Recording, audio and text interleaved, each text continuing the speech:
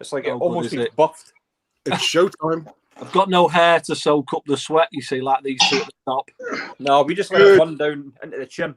Even in gentlemen, did you stop talking about your hair grooming routines, please? Evening, everybody. Good evening. Serious matter.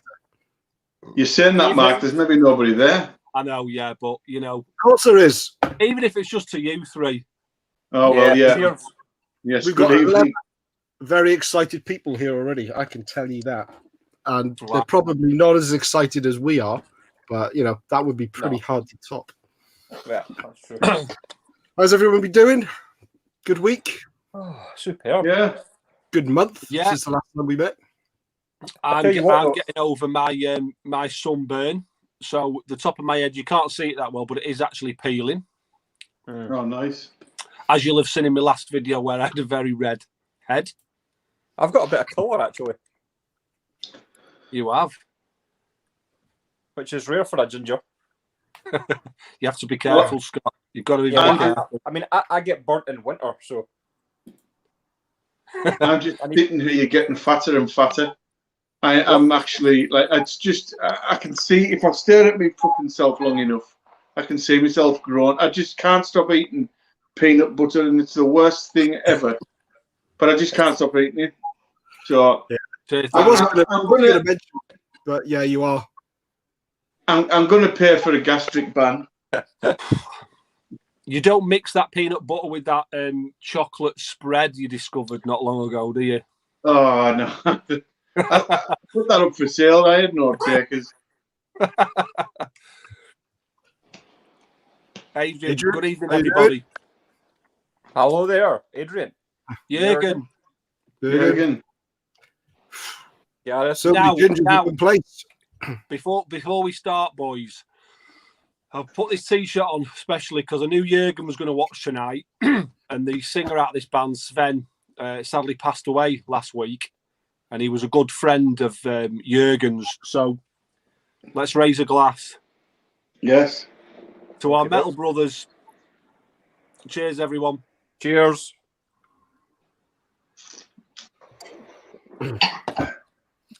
So, 1989. Well, I was 3. Thanks for making us feel old. Yeah, I was looking at a few things as a bit of kind of like Wikipedia knowledge for this. And 1989 was the first time the Grammys had a hard rock and metal category. Do you know who won it? Jeff O'Toole. Jeff O'Toole. Yeah, they beat Metallica. Fucking stole my thunder. Everybody knows that because it was such a shit award. Fuck's sake. Yeah, there was a big kerfuffle over that, big time. Was that with Metallica were up for that, weren't they? But Jethro O'Toole won it. Was that with Samantha Fox and Mick Fleetwood presenting it? That was the Brit Awards. Right, oh, right. Bloody hell. Hey, but you're right, Mike. That was a debacle as well, wasn't it? Yeah. Sam Fox doing the Grammys. Yeah, that would have been.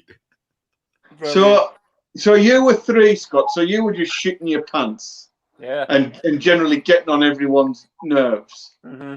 So what was everyone else doing? What were you doing, Andy? I'd left home and I went to college in Liverpool. So I wasn't really buying a lot of music in 89 because I was a soap dodging student, just going out pissing up all my my grant. So didn't really buy a lot of music in the from 89 through the early 90s, other than just like listening to it in clubs and things. So I wasn't going out and from 89 onwards, I wasn't getting exposed to as much metal. And certainly, I mean, I've got, going through my collection, I was surprised how many things from 89 I've got, but most of that has been really picked up in the last few years or so. You know, I had a fair bit, I had a decent amount, but certainly nowhere near what I have now. What about you, Mark? What would I have been? 17. I was I think when I was 17, I was I just started a YTS apprenticeship, and I think we'd pretty much just started Enchantment as well, and was kind of starting on the. Before we even called Enchantment, we went through a list of about 3 or 4 different names, playing cover versions of,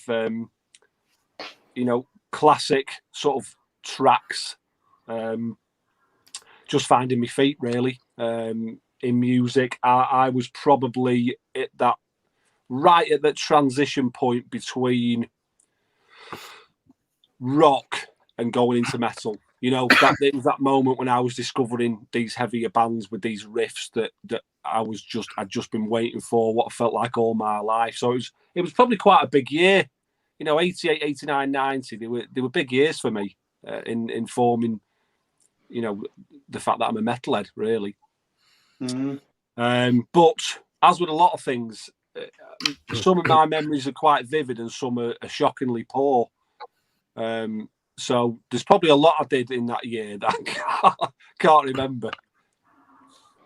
But I know which albums I loved because I've got some here. It was a good year. I liked 89 because it was my last year at school. I left in the May. And in the May, something like that, April, May, I went to Yugoslavia, which is now Croatia, the part I went to. And I went to a local shop, just like a sweet shop, a corner sweet shop, and there was all these metal albums on vinyl. And I remember saying to my dad, "How much is that?" I can't remember what the currency was back then, but I was saying, "How much is that?" And he had a calculator with him, and he was saying, "Well, it's about 90 pence at a pound or something." Well, I had about, I don't know, 40 quid or something I was allowed to spend on holiday at the time. And I blew all my money in that afternoon, and I fetched home a shit ton of albums. They had all the latest stuff, from 89. And I give some out to friends and stuff because I bought multiple copies of Justice for All and State of Euphoria and stuff like that.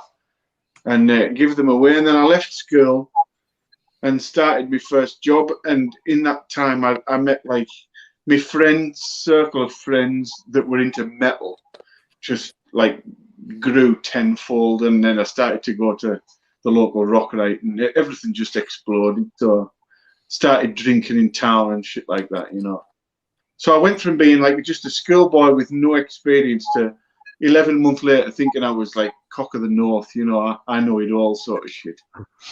And but yeah, there's some albums that are really big. I've pulled out the last album that I remember me and a school friend getting excited about at school. That was final album, I think, before I left, that he brought into school that was brand new that day.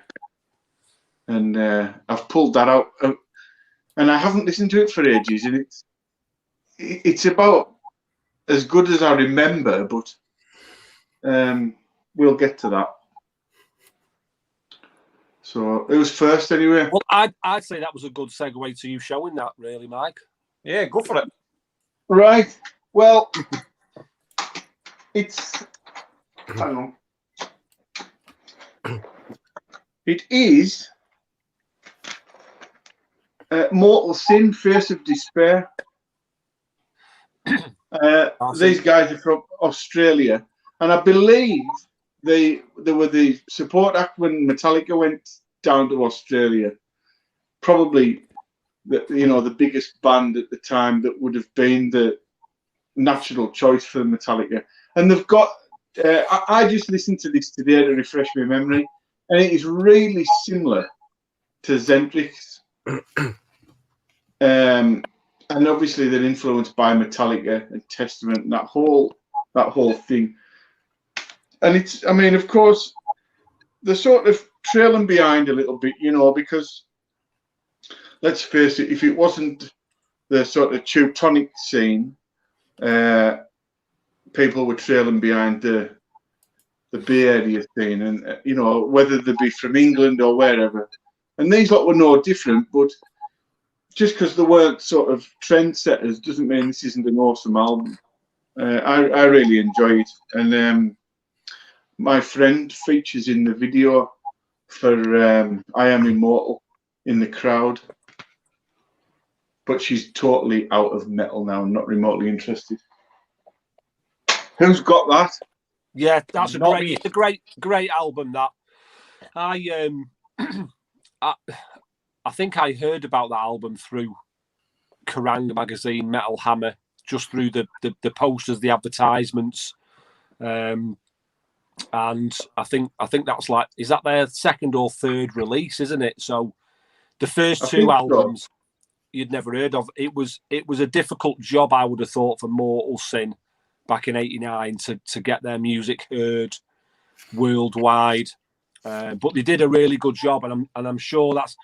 Jürgen just touched on it there. I'm sure they managed to secure a good support slot with Testament, which would have done them the world of good. But they were a really good band, really good, tight, sort of proficient thrash metal.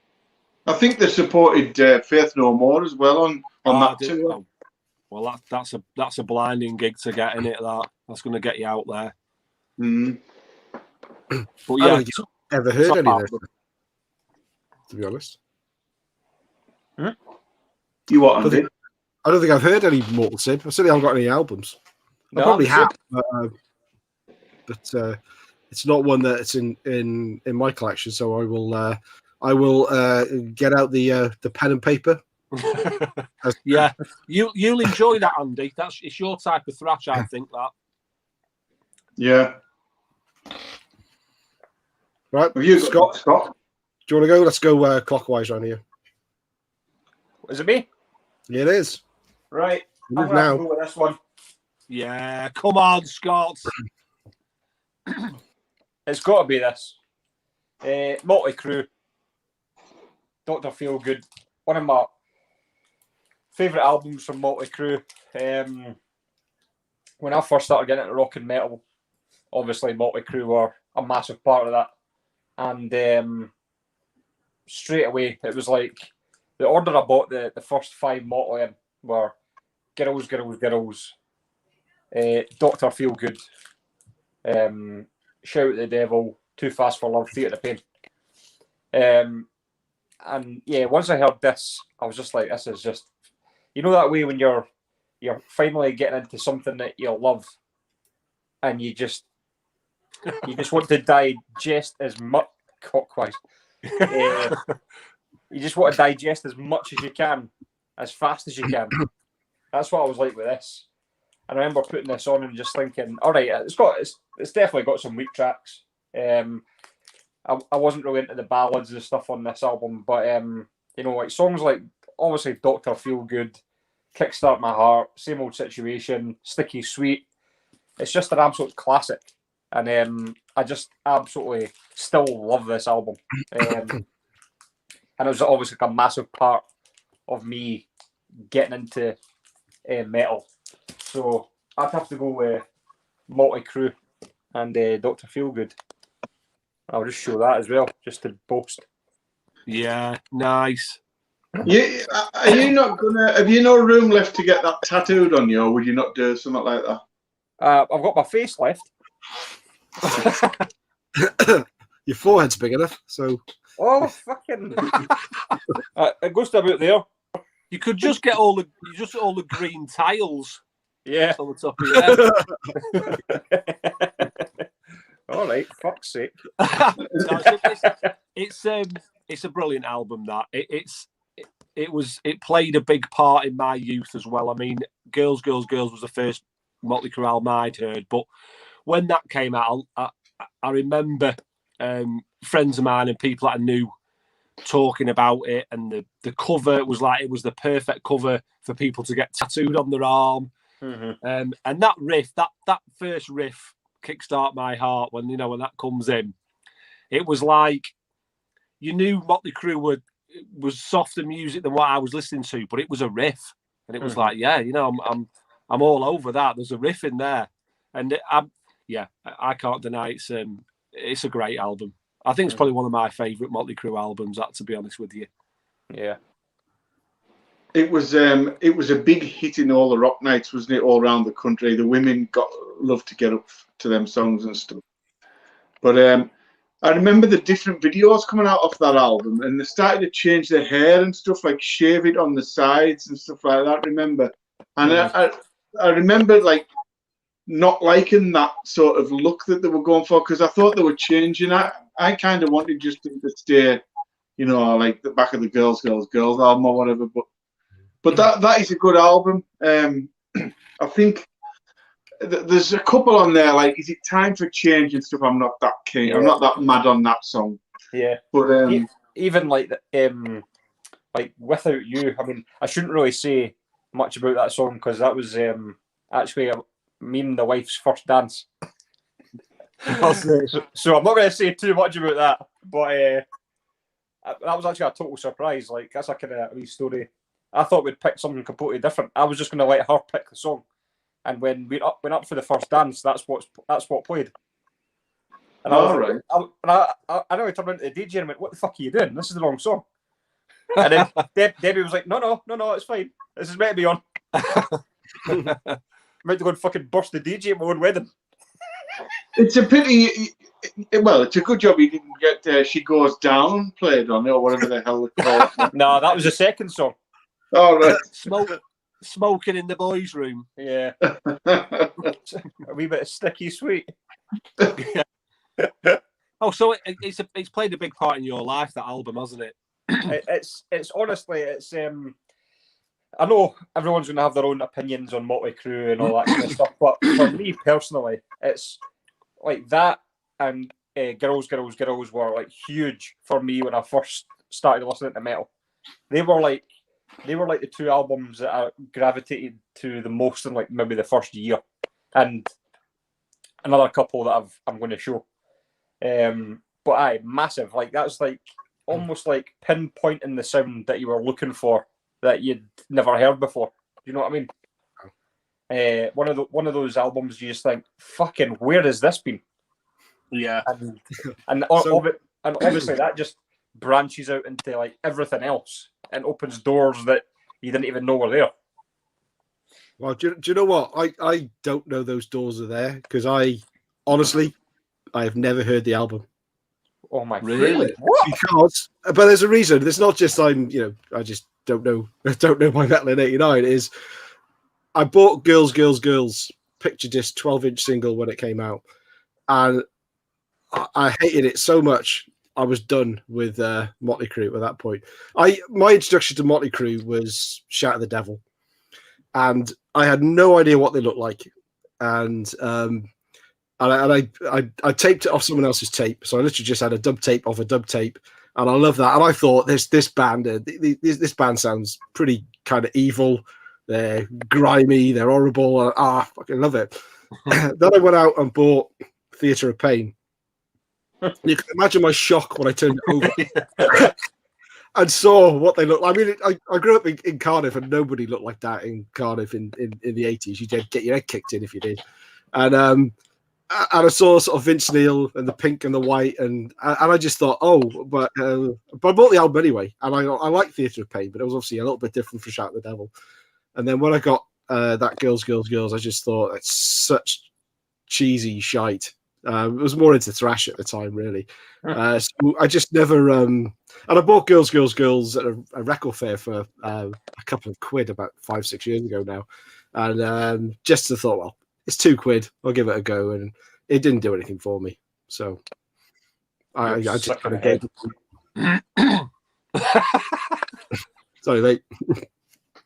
I think it just shows you, doesn't it? Really, when if you kind of albums that resonate with you in a certain period in your life, and if you don't hear it in a certain period in your life and you go back to it much later, it has such a different effect on people on a personal level, doesn't it? Yeah. Oh, definitely. Right, my turn. A revelation from Andy. So this is another album that when I heard it, it was like Scott mentioned about when you just wanted to consume it as fast and as often as you possibly could. I knew you were going to show that then. Slowly Re-Rocked by Obituary. Me and my friend Paul, singer from Enchantment, we used to have our sort of bi-monthly treks to Action Records in Preston. And I think I bought another album I'm going to show, and he bought this. And we took it. We used to go back to either his house or my house, and we'd just play whatever we'd just bought. And this just got spun. And I think like we must have got the train back to his house at about 5:30 in the afternoon, tea time, and I think we were at each other's houses till about midnight, just playing this and the other album I'll show you, because it was everything. After discovering Metallica and their riffs, and I wanted heavier, thicker. I just want, and this was it. It was all the riffs were in there. The vocals were as guttural as you were going to get, but it wasn't too fast. It wasn't too scary for a thrash sort of head to get into. You know, it was slower. It was a bit doomy. It's just a great album, and an essential death metal album. It's got to be up there for me. Is, you know, in the top death metal albums ever written. An absolute classic. And the song Intoxicated on this, that's the riff, the middle riff I use on the intro to my videos. That's the riff you can hear off this album. Nice. So, are Obituary one of those bands that actually have proper lyrics, or do they just... No, I don't. On there. They don't have any on that album. No lyrics. I think every song's got about 4 sentences, and he just goes over it. And I think it's that was a thing, because the vocals were adding another texture to the music, and it wasn't all about the lyrical content. You know, like I was getting into the Cannibal Corpse and the gory lyrics, and you kind of took it with a pinch of salt. It was quite funny, and so it didn't really matter what they were singing about. It was the fact that this vocal was so harsh and different to everything else that I'd ever heard. And it added this evilness to the whole music. That was kind of what it was all about. But yeah, I don't think Obituary have ever, especially the early albums, ever put lyrics out with their albums. No.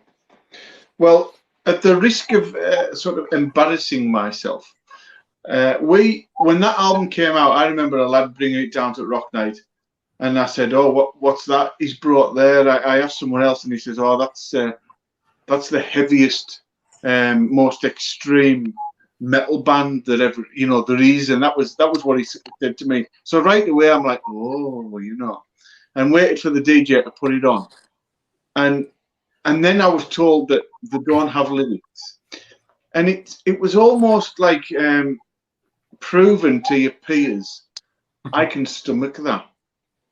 I can listen to that. That's not too much for me. It was like a childish competition at 16 to prove that you could put yourself through that sort of music. I know that sounds ridiculous nowadays. You'd think, well, why would you do that? You just listen to it if you enjoyed it, or you know, you enjoyed it. But it was more like proving that you could stomach the really extreme stuff, and little bits of information like they don't even have any lyrics, just made it more like, you know, I don't know, you wanted it even more. You know, whatever extremities that you found out about music back then, you know, if somebody had said, "Oh, you eat shit on stage," you'd have been like, "Oh, I need that album." Then, you know what I mean? It's just, I know it sounds ridiculous. I realise that, but you were just, I don't know. It was like so that if someone asked you about it, you had this information to drop on them, and you took pleasure in them going, "Oh, fucking hell, get that off. It was like good. You felt good that you wore it like a badge. At least I and some of my friends did anyway. I don't know what you did, Mark. I think I definitely get where you're coming from on that, and I definitely think there was an element of seeking out more and more extreme music, but it was never to like impress other people or, like you say, wear as a badge of honor. It was more I think the circle of friends I had, we were all kind of going in the same direction. There wasn't like a few of us going off into glam and a few who were going down the punk route and a few going down we were kind of all into thrash, and then we all headed straight for death metal. So it was... I see, it was different for me. There was a lot of different... It never became like a competition. We were all on the same road. So we were kind of finding these bands and recommending them and helping each other out more than sort of going, oh, let's come and listen to this, you know. But I get what you're saying. I get what you're saying. I think that happened quite a lot, Mike, to be honest, when you like you say, people... Because back then, in 89, it was very... elitist metal, wasn't it? You know, it was like the glams, the thrashers, the moshers, the whatever, the goths. Everything was quite separated, you know. Yeah. And you kind of you pledged your allegiance to a genre of metal. That's right. We don't have that in this day and age, luckily. No, but it was big. It was big that back then. I mean, people would be they would look down on bands that probably nowadays that they would like. I personally didn't. I liked the glam metal and the heavier stuff, but I will be honest. I could fake my preference depending on the company I was in. Yeah, yeah. I mean, it's funny when I first started listening to metal, I never thought I would ever go down the death metal route or like the black metal route. It's weird because I was always into melody. I was always into like, the big anthems. I was into like big stage shows, and that's not really what death metal was about. Death metal was more underground and dirty, but it's funny how even though you start at Motley Crue, you can end up at Benediction or Obituary, or you know what I mean. It's weird, and it's. I mean, 10 years ago, I wouldn't have thought I'd be listening to death metal now, but that's just the way it goes. You get a little bit heavier, and then you go back, and then you get a little bit heavier, and then you pull back again, and then you get a little bit, and you just keep going down the rabbit hole until you're like, oh fucking hell, I love death metal. Yeah, I think our good friend Darcy is in exactly the same journey as you, Scott. There, yeah, I think me and Darcy are. He's a little bit ahead of me, but I think we're on the same kind of route. I think Darcy's fully transitioned over to the dark side now. You see, I've stayed pure to myself. Virgin. Virginal. I am the Skywalker of metal. I will not. I will not go over to the dark side. Although I have seen Obituary live, so there we go. Yeah, with the Slayer. Yeah. So they were they didn't make me want to go out and buy anything by them. So I've struck out on the first three so far and never having listened through those albums. So this is a good going so far. Shall I move on to mine? Well, yeah, because you have listened to this one. and so have you all. I'm going in with a big hitter straight off the bat. And an album I did I say owned. I had it on again. I had so many things that I'd copied on tapes. That's how I got my music in '89 mostly, and probably my. Don't know if it was my introduction to Testament. I think I've said it was before, but thinking about it being 1989, I don't think it could have been. I'm sure it must have been one of the earlier albums. But this is the one I remember playing the most and playing it over and over again. Every time this is shown, Mike, or every time you've talked about this, this was a cover for something else. And every time I hear that story, I forget it straight away. Faith No More. All right, yeah. What happened was the person who designed that company, not necessarily the same person, but the company that was in charge of all them artists working for them, also designed the Faith No More, the rail thing, and a woman had them in a folder to deliver them, and she fell and she put them back in the wrong folders and just presented them to the appropriate people, but it was in the wrong way around, and they both went, yeah, that'll do, and just went with them. And when you think about that being Faith No More and vice versa, you just can't work with it. Absolutely mental. Oh, that is practice what you preach. It is. Yeah. It is exactly what it is. But I mean, everything on here. I mean, even the ballad for a thrash metal band to come out and call a song the ballad. But practice what you preach. Opening track, title track, brilliant. Perilous Nation, Time Is Coming is just a fantastic track. That's probably one of the songs that's closest to the stuff they were doing really early doors.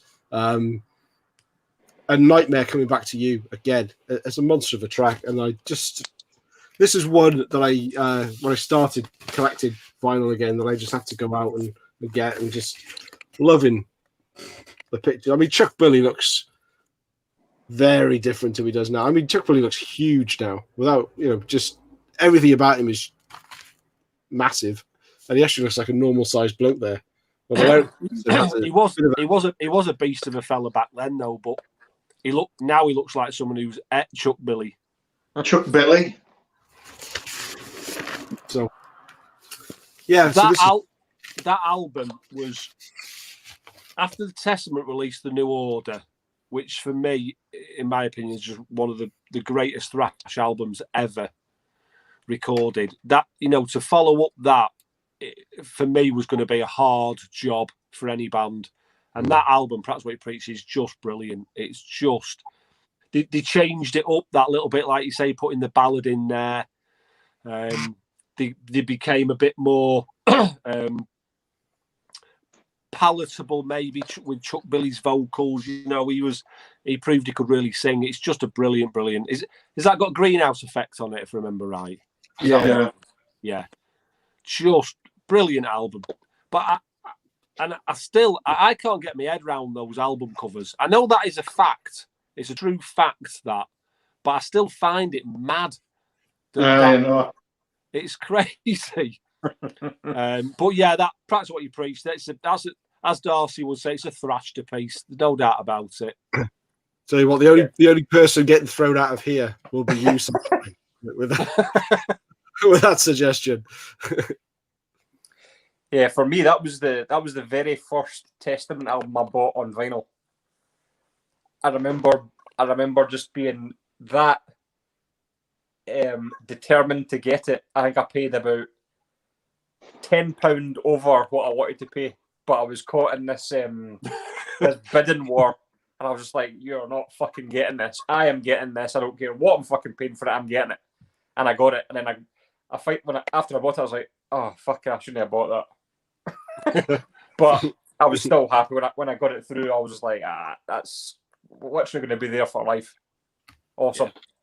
I think I found this one in Vinyl Villains for about a tenner. Wow, bargain. I mean, you should see the price for it now, though. I think I paid about maybe 18, 20 quid for it. But I mean, it's up near 35, 40 now. Really? Yeah, I mean, even after the Dirt came out, I mean, Dr. Feelgood's always been about a £12 record. That's about 45 quid now. It's fucking mental. That's my second favourite Testament after the first one.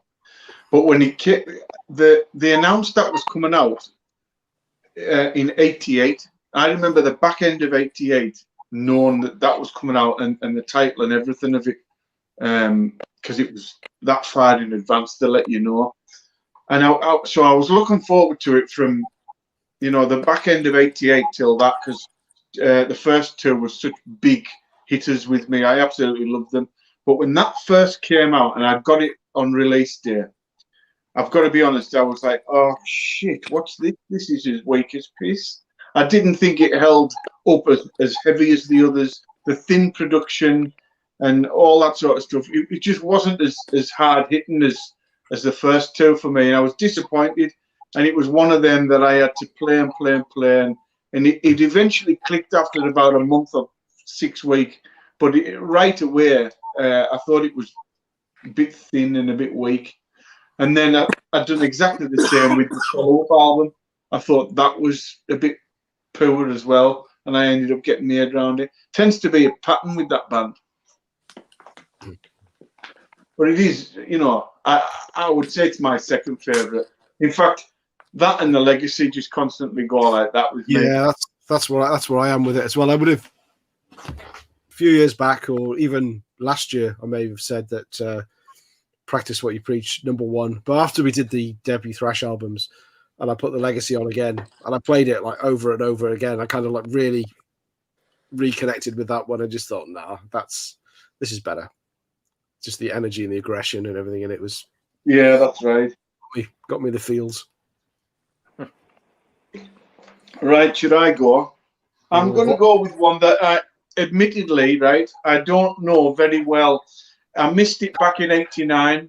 It's only because Andy showed it a couple of years ago, I think, and he was talking about it, and it being on Noise Record piqued my interest, and I was like, oh, right, well, I need to give this a listen then, because I'm kind of drawn to that label.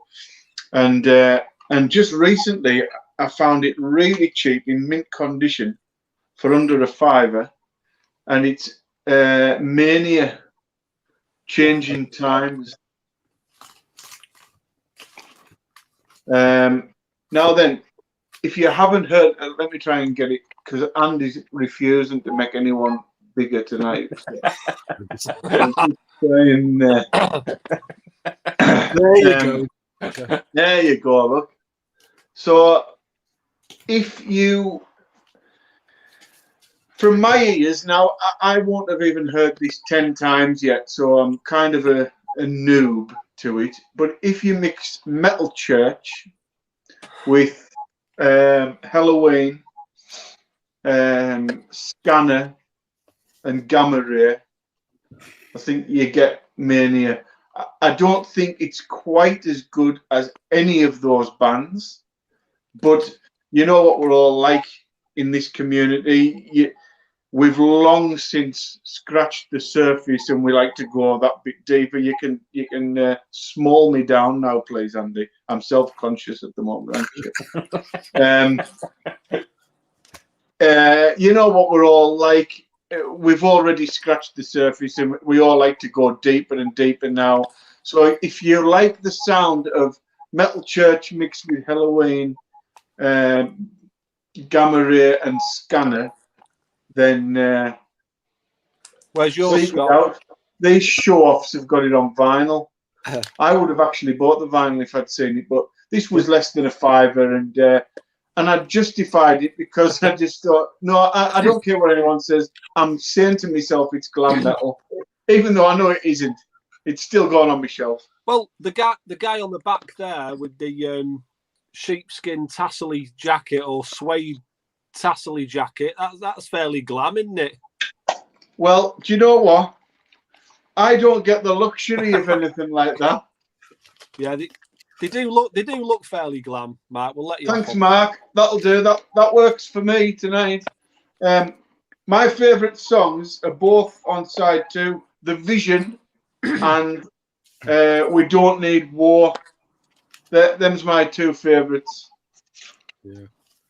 See, I didn't pull this one because I don't know it that well. It's one of those ones that, and we talked about this before we came on, didn't we? About you grab an album, you buy it, you see it, something different, and then you play it a couple of times, you stick it on the shelf, and then you look at it and you go, oh, I like that album, but I couldn't tell you which of the songs I like. I would play the album start to finish, and I know I would enjoy it, but I don't know it well enough to associate song names with with the actual songs themselves? I'm exactly the same as Andy with that. I think I bought it purely because it was Noise Records and it was on the other albums on those little inners, and you see it there, and I spotted it. And yeah, I don't remember much about it. It's a long time since I've played it, but I know I enjoy it. That's why I've sort of got it in my collection. If I thought it was shit, it wouldn't be in there.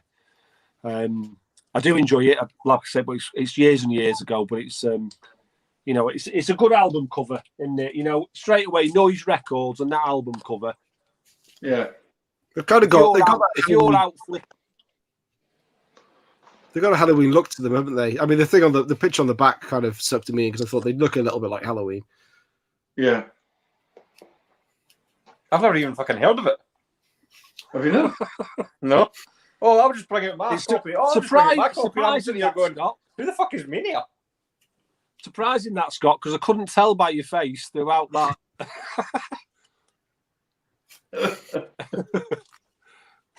Well, that's how little you pay attention to Andy's videos, isn't it? Yeah. There you go. Get your pen and paper out, Scott. Yeah, all right. Okay. Well, we move on then. Please do. I'm going to go for this.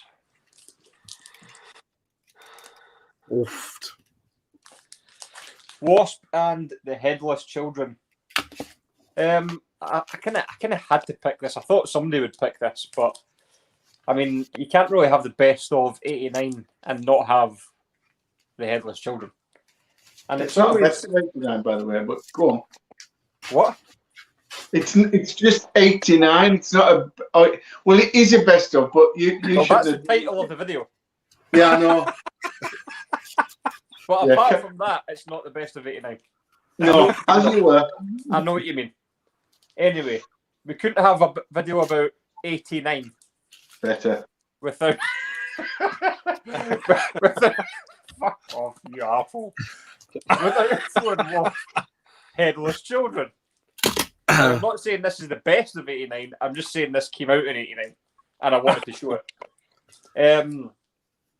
But it's funny because when a lot of people speak of Wasp, I think this is one of their best albums. Probably like the top 2, top 3.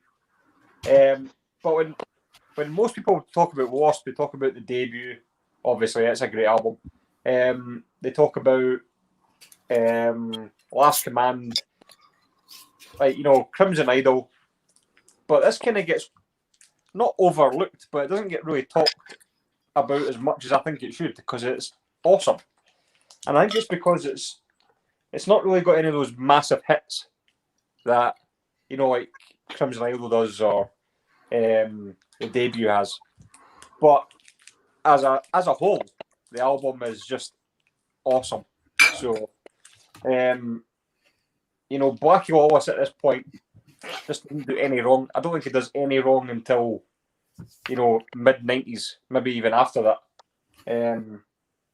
But it's, I mean, if it was 84, I would have pulled the debut. But Wasp were one of those bands when I first started listening. Again, you'll kind of see a theme with the ones I've picked. Wasp were one of the first bands that I kind of really gravitated to. Obviously, going off Motley Crue and Rat and Wasp and all those kind of bands. They were the band. They were like those kind of bands were like my mothership. I just went to all the time, and so that's why I picked Wasp. It's just an awesome album. Although it doesn't have any of those massive hits on it, it's just like as a whole, it's brilliant. Yeah, totally. It's my second favorite. Well, a bit like Testament, that and the debut are always jostling for position. And obviously they took a more sensible approach and they decided they didn't want to carry on the theatrics and stuff. And but to me, as a kid when that came out, I didn't even really care or notice. It was just another Wasp album.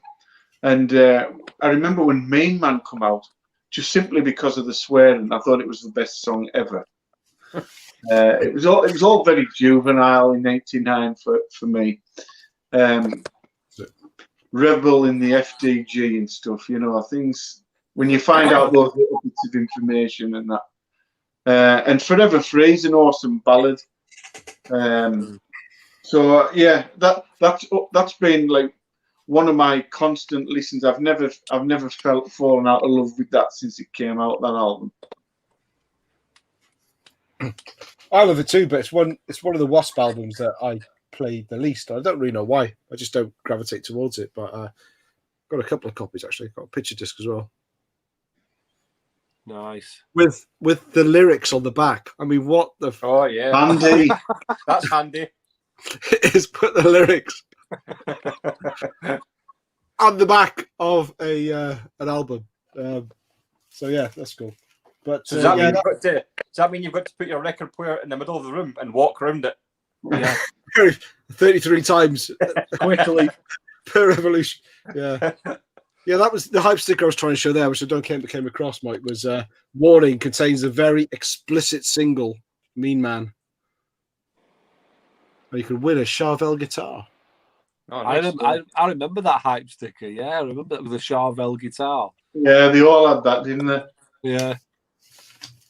I I think Megadeth's a Far So Good So What had one of that Winner Jackson guitar hype sticker on one of their albums. I'm sure it was that album. Anyway, but yeah, that I always found Wasps one of those bands that they managed to sort of transcend the genres a little bit. You know, like glam fans were into them, and the older traditional sort of metalheads liked them, and even the thrashers and people like that liked them. Especially at that point with Headless Cross, where they'd kind of lost, like Mike said, the theatrical side of things.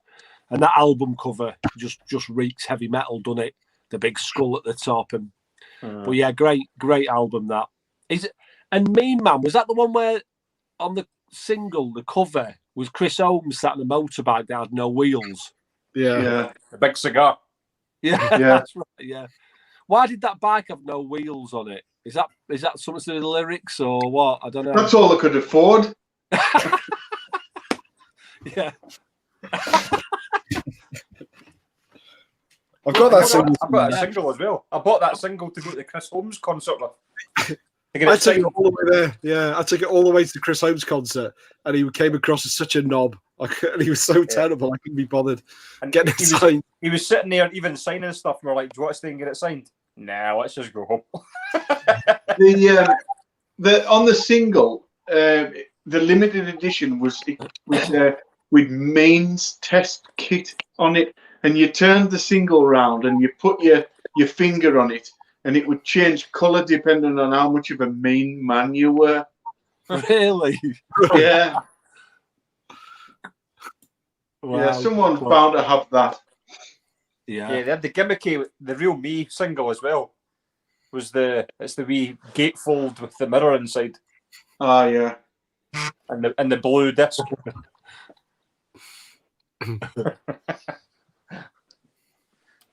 Right, Brill. Mark G with a C back with something heavy. So, talked about Obituary, Slow Re-Rot was the album Paul bought. The one I bought was wrong. Beneath the Remains by Sepultura. This album, it kind of it's classed as a thrash album, but it there's something about it. There you go. There's something about it that's kind of it borders on death metal because of the sort of aggressive side of it. And Inner Self, the song Inner Self, when I first heard that, and I remember getting this back, and we went to Paul's house, put it on, and that song just kicked in with a and it was it's one of those songs, you see these videos where you listen to a song without headbanging. That Inner Self was just, it became a sort of thrash anthem in the clubs that we were going to. Just a huge album. And this sort of catapulted Sepultura into the big league. I mean, they were fairly big on Road Racer Records anyway. But yeah, just a fabulous thrash album. And look at that artwork. Now, talking of artwork, we're talking about Practice What You Preach and The Real Thing. This album cover was originally meant to be the cover for Obituary's second album, Cause of Death. And the Cause of Death album cover should have been Beneath the Remains. Oh, right. But these lot had it prepared first, did something. Or I think it was something to do. This album cover should have been the Cause of Death album cover, but the management of Obituary, I think, snaffled it from Roadrunner Records offices before Sepultura got to see it. So Sepultura had to go and find another album cover, which they did a good job of, because I think that's a brilliant album cover. Yeah, I like it for it being so simple. It's a great album cover. Yeah. Well, it always bothered me though that it isn't the full skull in the picture. It cuts off the bottom, and obviously they've got all this dead space. Why?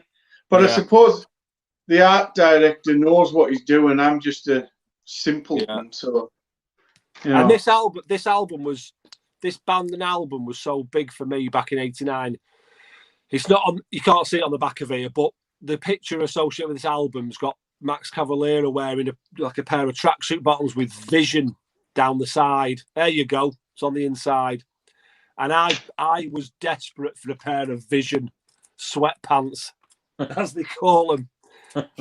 It was his mate who had the company, wasn't it? And they were just right. It was his mate who had Vision, and because they had no money, he was giving them stuff as advertisement.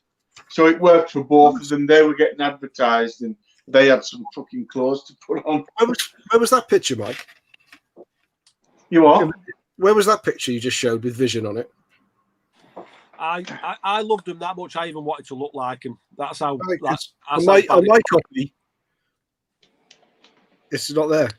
Oh, well, this is shit, reissue. Look at that. Aye. Hey, look at that. I've never. Is that on one? So yours is the reissue, then, is it, Andy? Yeah, mine's the. I've got to check mine now. And they've blacked out the Vision logo off the pants. Oh, see, I'm always learning on this channel. Now you see, I think I had a pair of these pants. Yeah, there you go. They were dead easy to find as well. Yeah, look. Oh, I'll have to have a look inside. I'll have to have a look inside mine now. We can see who the real winners are on this channel, Mark. Shall I go and get me Vision pants? Oh, I've not got them anymore. These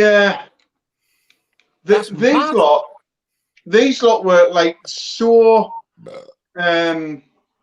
darlings of the press at the time. From this album and Arise, the magazines just absolutely never let up. The guy, the PR guy or the advertisement guy, whoever it is doing that, must have been working fucking round the clock, because my love affair with them, to be quite honest, was like killed off because of the overexposure.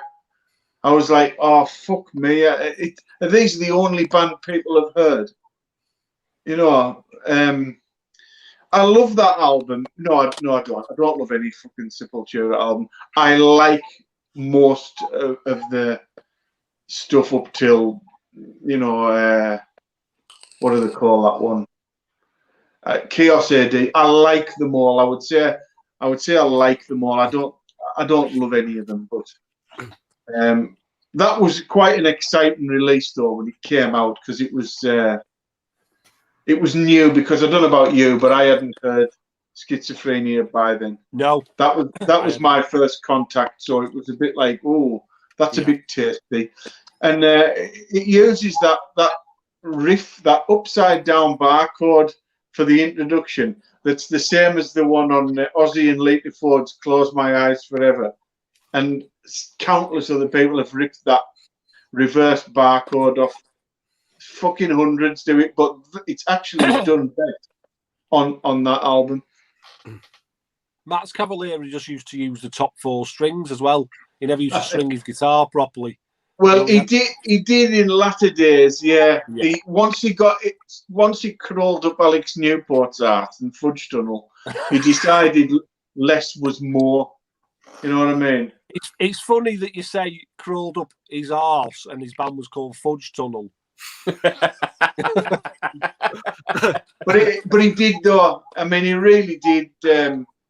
He changed his whole thing, didn't he? It was all like it was all Sodom and death metal and blah blah. As soon as he met Alex Newport, it was all fucking Fudge Tunnel and it went more groove orientated stuff. Yeah, the fucking Melvins or whatever. Yeah. So. And I think that album as well, at the time, you know, it was all about Bay Area thrash and the Floridian sort of death metal scene. So a band from Brazil was quite big, different news, wasn't it? Well, that's right, because just after that, I remember getting Ratos de Parau, Brazil, because of that. Yeah. So I've never gone the Sepultura route for some reason. I don't know why. And I bought a bundle off eBay. I did this in a video some time ago. And the only ones I've really listened to are obviously Beneath the Remains. I just grabbed this one now. But I didn't pick it out because it's one I like, but I just don't know it enough. I've probably only ever listened to this about 3 or 4 times in my life. And I'll give it another listen. I pulled it out. Arise was the other one I liked. And then and the other 4 are still actually on my desk because I listened to Chaos AD, and that was so all over the place with stuff that was going on. I didn't click with it, and then the other ones I've got are Roots, Under the Pale Grey Sky, and Nation, and I've not even bothered listening to them yet. And I'm tempted just to stick them on eBay. I don't know why. I just haven't clicked. I like those 2, Beneath the Remains and Arise. They'll stay in the collection, but I think the others will probably just go on, unless someone tells me I'm crazy for not listening to those. No. I think Chaos AD is where you can jump off, really. I mean, some people might say Roots, but that's fucking awful. But beneath for me, and again, it's that association, what it meant to me at the time. Beneath Remains is always my sort of go-to. I do like Schizophrenia though. You probably like that, Andy, because that's a bit more thrash, sort of speed metal thrash orientated. Mm-hmm. Yeah, Beneath the Remains for me is it's an awesome album. It's a solid 8.5 out of 10 for me. I thoroughly enjoy it. It's my favourite Sepultura album. I don't know. I just think I've got better stuff to listen to be honest. Anyways, what are we up to? Were you Sepultura, Mark? You were, weren't you? Yes. Yeah. Right. So I am going to go with. I'm gonna suck up to Jürgen and show some accuser. Who dominates who? I listened to this album this morning. Haven't listened to it in ages, and it's absolutely fantastic thrash metal album. I have very little by Accuser. I have this and the latest album, which I've only listened to once or twice. But this was great to start to finish on Atom Records. Again, I don't know the songs individually that well. It's just one of those albums I will chuck on and happily listen to, and then when it's finished, stick it back on again. It's got a song called Bastard as well, and any album with a song title called Bastard on, it's going to grab my attention because you do love a bastard. Yeah, Master of Disaster as well. That I do know that one. That was good. Who Dominates Who as well. The title track is pretty damn good as well. But it's German thrash, and I think it has a bit of an American feel to it as well. Although others may disagree. But, and he's got a Ramon shirt on. Oh well, that's fun. I'm not fucking interested now. Well, I was actually gonna. One of my honourable mentions might be a Ramones album. I didn't bring it in because it's not metal, but it's nice. No, that'd be like Mike showing the Jam again. Oh, not quite, not quite. Oh, has he got a Jam? I had an honourable mention that wasn't quite metal as well. But Yeah, yeah, I think I've got one that's not quite metal as well. Weirdly enough, Is it Jason Donovan?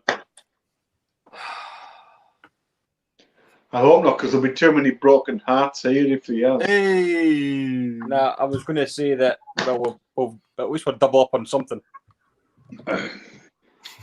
the thought of you and Mike, Scott, doubling up on Jason Donovan. A wee Aussie sandwich. Yeah. A wee trip down Yabby Creek, is it?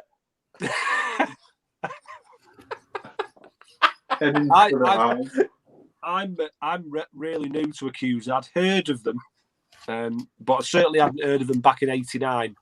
No, I haven't. I wasn't aware of them at all. I've only got their latest album, but they're kind of on my radar after watching Jürgen's video, and I've seen you show them a few times, Andy, as well. But I just don't really know anything about them other than what I've heard on the new album, and I can imagine the early albums are nothing like the new album, you know.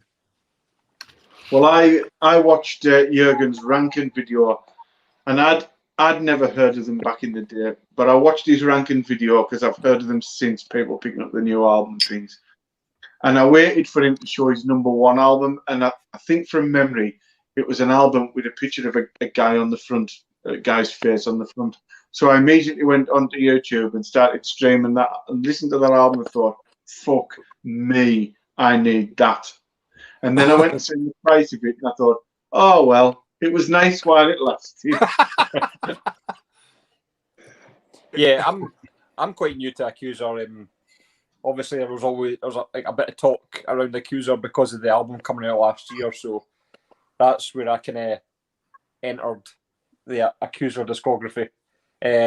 Really enjoyed the new album, but I can't comment on the older stuff. But it's obviously now something that would catch my eye if I saw it. So that album cover as well, and the way it is, I would have thought that was a lot earlier than '89. It's got like a sort of an 83, 84 look about it. I don't know why. What do you reckon the deal is with the underground album artwork? I was supposed to be asking the metal theologian about this, but I made such a fucking abortion of the question to him. I backed out. But I knew what I meant, and I don't know whether he did or not, but he put me on the ropes and I fucked off out of it. But what do you think it is? Because when you see certain artwork like that Accuser or something, you automatically know it's, first of all, it's going to be expensive. It's underground stuff, and it's just, and I don't mean it's just because you don't see it in the shops or you never did see it in the shops all the time. They have a certain look, even if they were in the shops. They have a distinct look about them compared to more mainstream albums. Do you not think, or do you think that's been implanted in my head over the years and I'm believing it? That cost me 15 quid, which is a couple of years ago now, which is tends to be at that time that would have been me kind of pushing the boat out for an 80s original. Probably go for 25 now. I don't know if the album art for sort of those era albums was maybe down to the artists who were prepared to be commissioned to do album covers and the prices that the record company would pay out for them, you know, because there was no such thing as, you know, the computers and CGI and all this mad stuff that you can do now. It was all going to be artwork. It was going to be airbrushed or hand painted or pencil drawn. And you know, it is. You're right, because now you look at it and I love it. The more worse it is, the more I kind of almost want to buy it just for the artwork. There's an album that Andy's got, and I forget the name of it now. I know what you're going to say. You know which one I'm going to say, don't you? The beach scene. Shall I see if I can? I was going to put it before you mentioned it. I can't remember the band. I know I might not even like the album, but just the cover is just like it's ingrained in my head that it's that bad. It's good. Predator. That's it. That's 85 though, so I'm not showing that one. Okay, but you know, I did it in my last thrash collection, talking about Hydra Vein.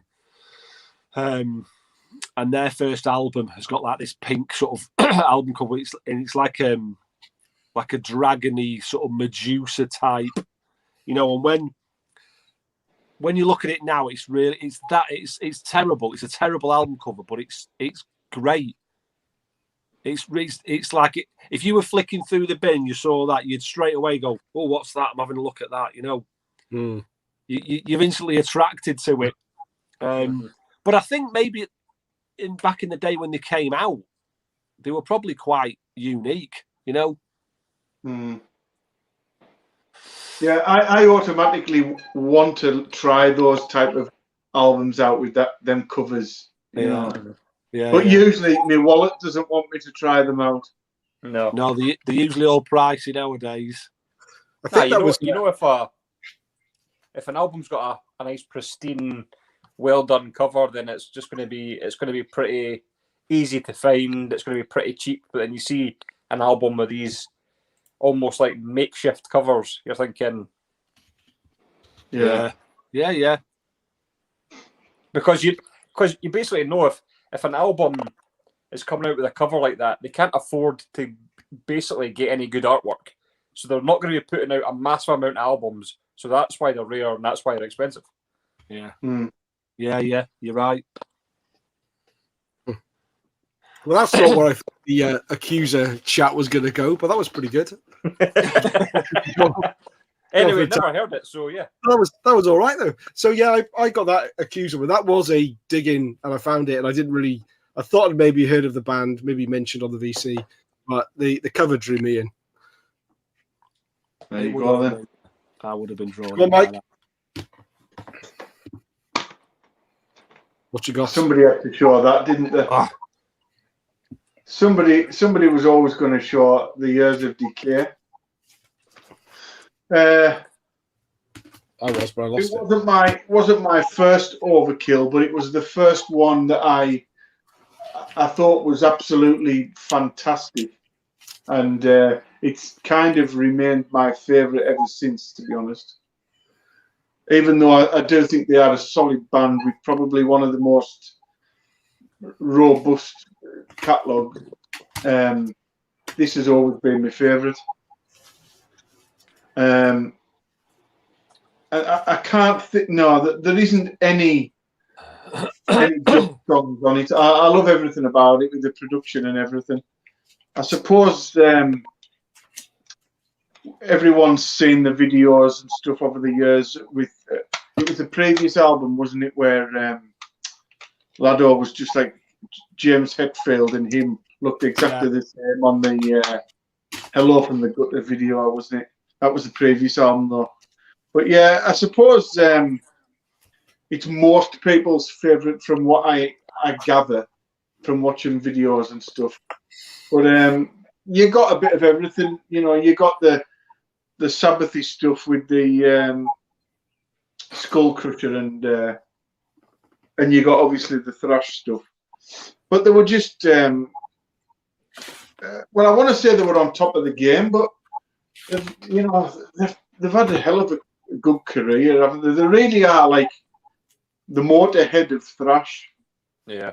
So,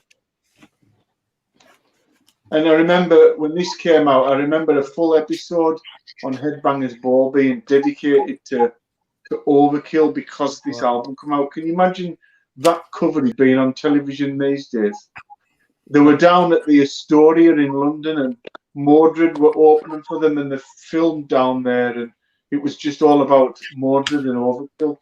Fucking great days, eh? Yeah, amazing. It's an absolute classic. I mean, but I don't think you can go wrong with any early Overkill.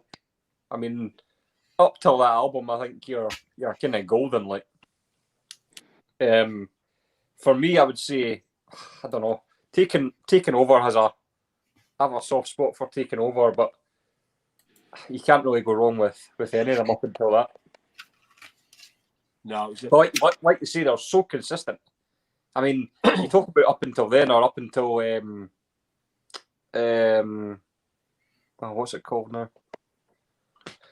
Horoscope, but they might have a couple of weaker albums, but even through their whole career, the discography is absolutely solid. Like they wouldn't. I don't think they've ever gone like 2 albums in a row where you've thought, that's a bit shite. Great band. This is it's again. I'm quoting Darcy, but thrash. It's just an absolute thrasher piece.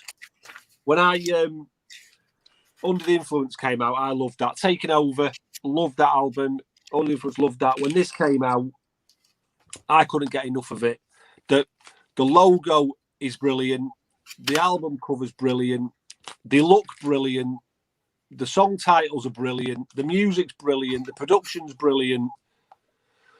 The only thing is for me, Bobby's last album, and he left after this, and they were never the same again for me. It was like, but this album is just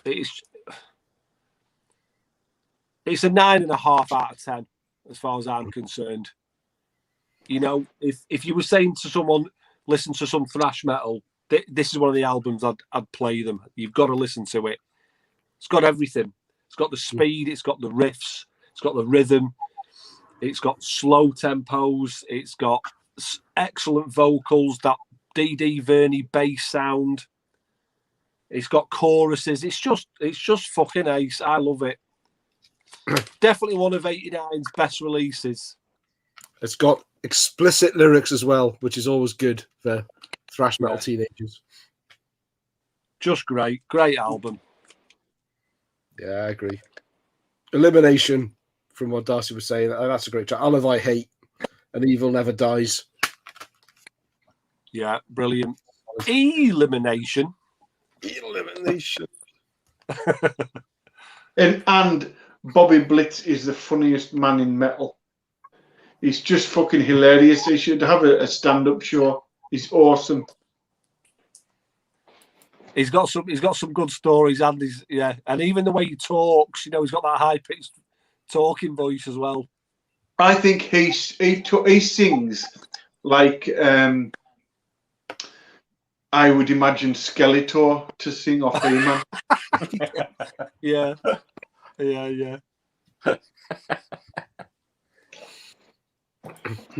Is it and me? You're dead right though about the Bobby Gustafson. He was so James Hetfield, wasn't he?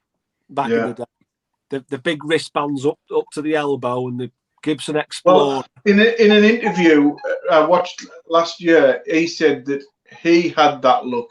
He had cultivated that whole look before Hetfield, and that he was copying him. Yeah, I can well believe it. Now he's in Violence. He is. He's the other guitarist in Violence, isn't he? Yeah. Yeah. Marvellous. That's an anticipated album. It is, but that fucking single was tripe. That Dead Well, Kennedy. we could tell by your reaction. Yeah. Pointless. Yes. Yes, my one and only reaction video. Who the fuck? Oh, yeah. Oh, Fucking fake reacting bastards. I hate reaction videos. Oh, God, especially Mike's. Has anyone ever put an album on and then just started fucking giving it that? Who ever done that? You'd be expecting a fucking ambulance to come up outside, wouldn't you? And then it would turn into the fucking Madhouse video. I'm going for a piss. To be honest, that you two doing that looked a bit like my mate's bedroom when we put in a cell phone. There you go. Yeah. I often do this when I'm listening to to an album. Yeah, I do. I mean, are you really listening to an album if you don't? How else are you supposed to listen to them? Well, that's to be honest, because of my age, the head doesn't move so much, but I definitely do the face, Scott. I definitely do that. You know, yeah, it's hard to head back. Doom does that face. When I'm running around the record trying to read the lyrics, it's hard to head back at the same time. Yeah, that's like your very own like mosh pit, isn't it? This is where the party's at. Come on, Scotland.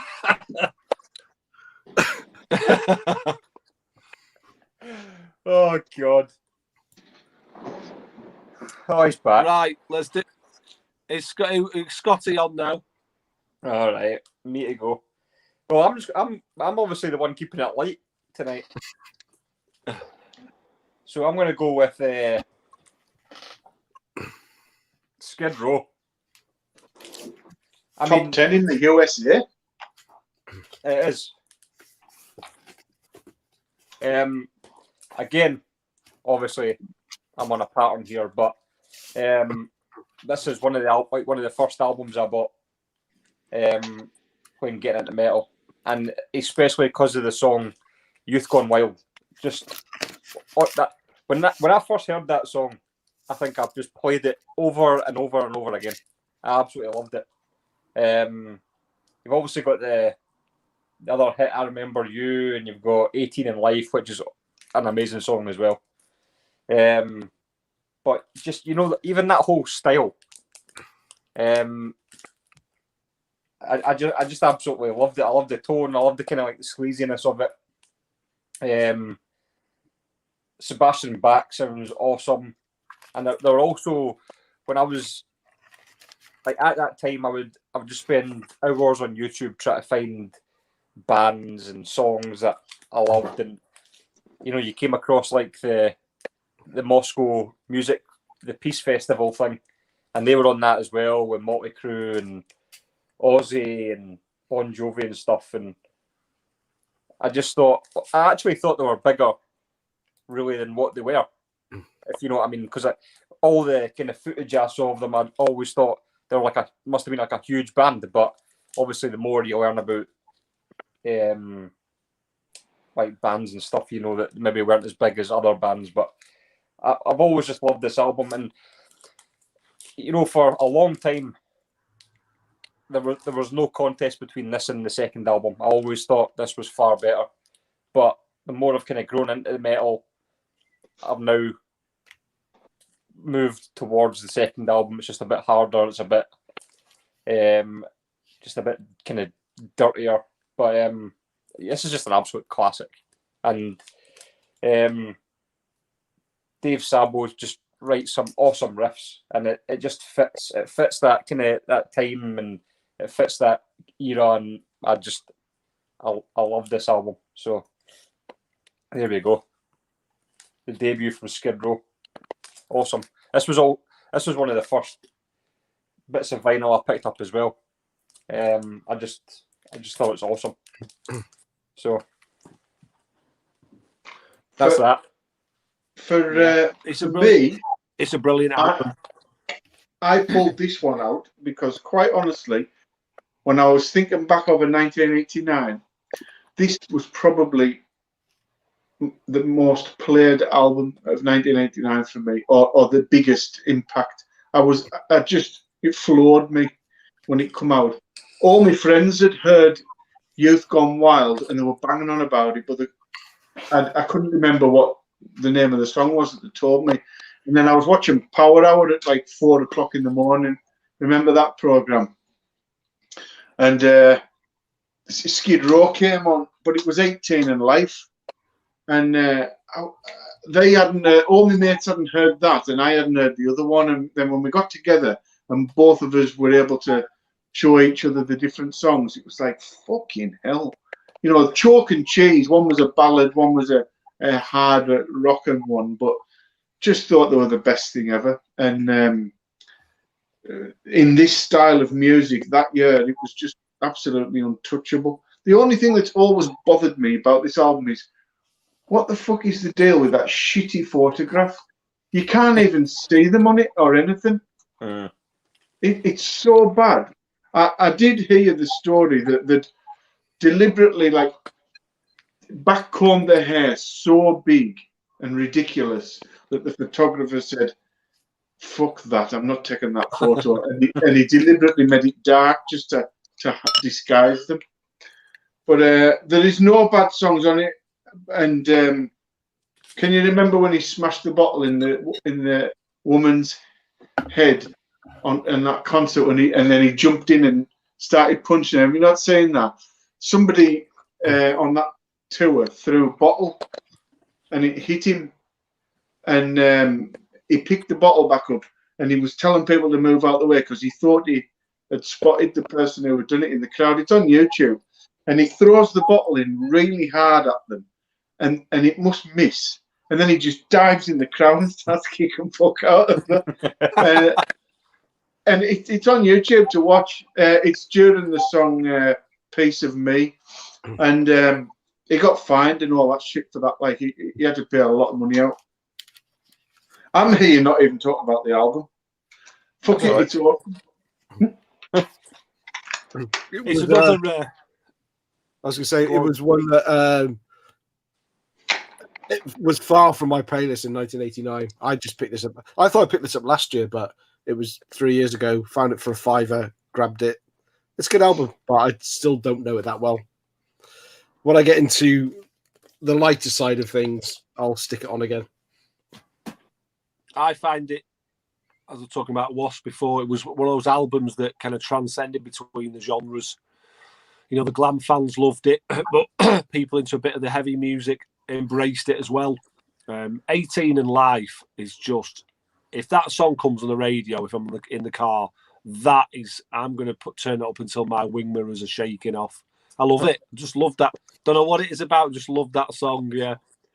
Do you know what I like about it? Is I like these kind of ballad type songs that's not all about how a guy's lost his wife or lost his bird and he's crying about it. I like these ballads that are a bit edgier. You know, 18 in Life isn't about somebody who's missing his bird because they've gone on holiday. And it builds up, and some of the notes that Sebastian Bach gets to, just brilliant. But I remember Skid Row seemed to come along and then just be instantly massive. Yeah. You know, like Guns N' Roses. When Guns N' Roses came out, Welcome to the Jungle hit, they were just fucking massive, like the biggest band in the world already. Skid Row kind of had that same effect because they sounded good, they looked good. If you look like Sebastian Bach and you were in our club where we went to, you were going to get laid. It was as simple as that. Or Rachel Bolan with the chain. Yeah. They looked the part. They looked the part. They sounded the part. They had everything. Sebastian Bach's got a great set of pipes on him. Just brilliant. I like that album. I like the second album too, but that is a belting debut album. That. Right. I was with it. So you've waited an hour and 25 minutes to see it, and you all know you were going to see it. I thought you might not, to be honest. No, well, do you know? Just for our own sanity. I think you should definitely did. You should show that one again, Mark. Let's see it in all its glory. He's fucking bigged me up as well. I can't believe it. Yeah. Yeah, I wasn't going to show it, but I thought I've got to because you weren't going to show it. Right. Massive album. Have you seen it? They're signed by the band as well. Anyway, when did you get that signed? Oh God! Do not. If there's any people watching this who don't know this story, I'm not. I'll eat me fucking ass. What's the story, Mark? I'm not saying it. It's gone. I've retired. It's been retired a long time ago. This is Zentrix's debut album. Fabulous UK thrash band. Very Bay Area influenced. This was the first band I ever saw live. This was my first gig. So this album's a big album for me. Thank you, Derek. I try not to let you down, even if these bastards give me a hard time. It's a shame you didn't get your name on that, Mark. I did, but the fucker spelt it wrong. But yeah, it's a great album. If UK thrash, as we well know, it was always playing sort of third fiddle, even to the German and the US scene. But this was a big deal in '89. A band from just not far outside of Preston, northwest of England, signing to Road Racer Records, and they had everything. They had great lead guitarist, great drummer. They had the tunes, the vocals. They're a really solid thrash band, and one of my favourites.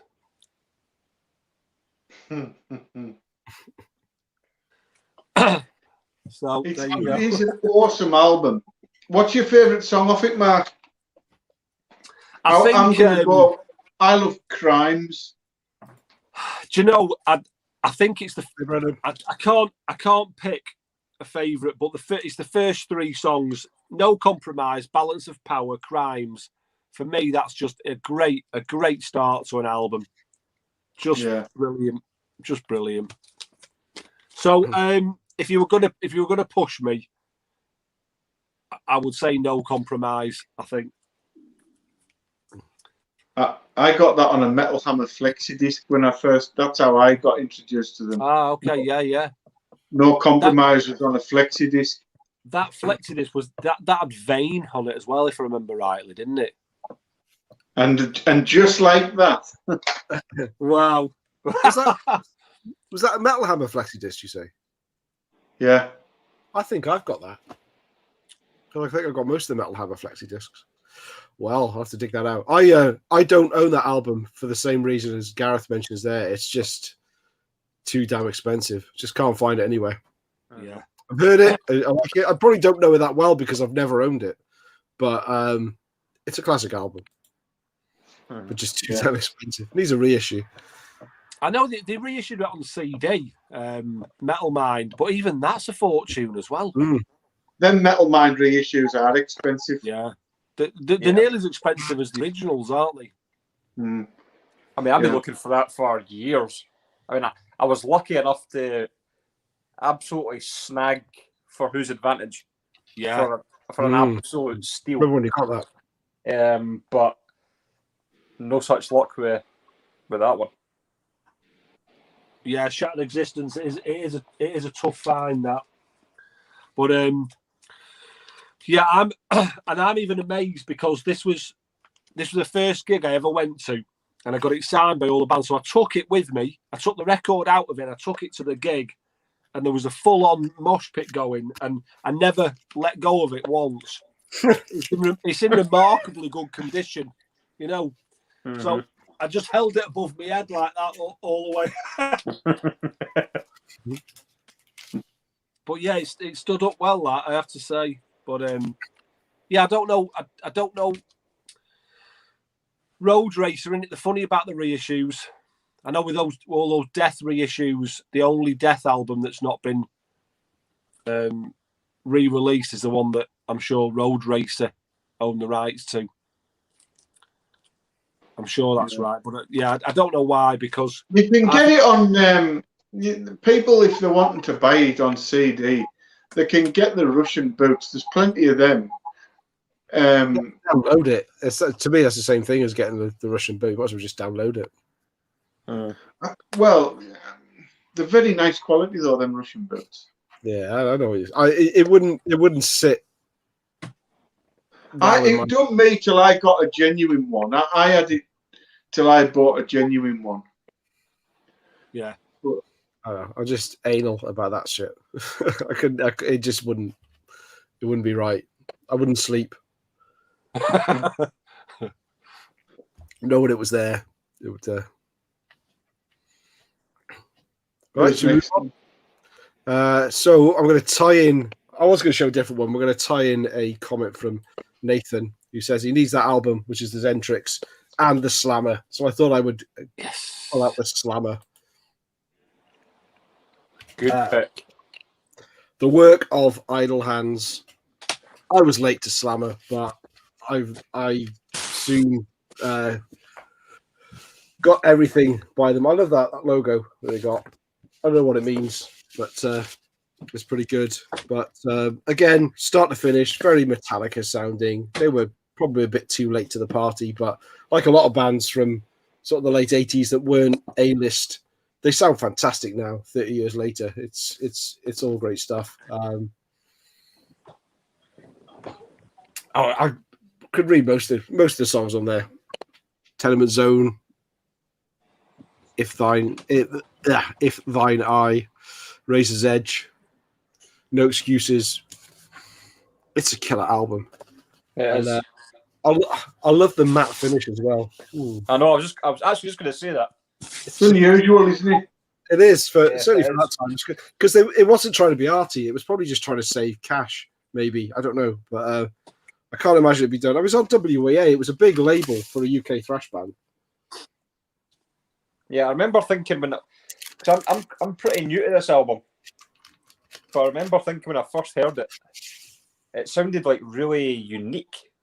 I just thought it really stood out. You know, you could put on like it doesn't matter what genre it is, but you put on an album, you just think, oh yeah, it's good, but this really did stand out when I first listened to it, which is always something you look for.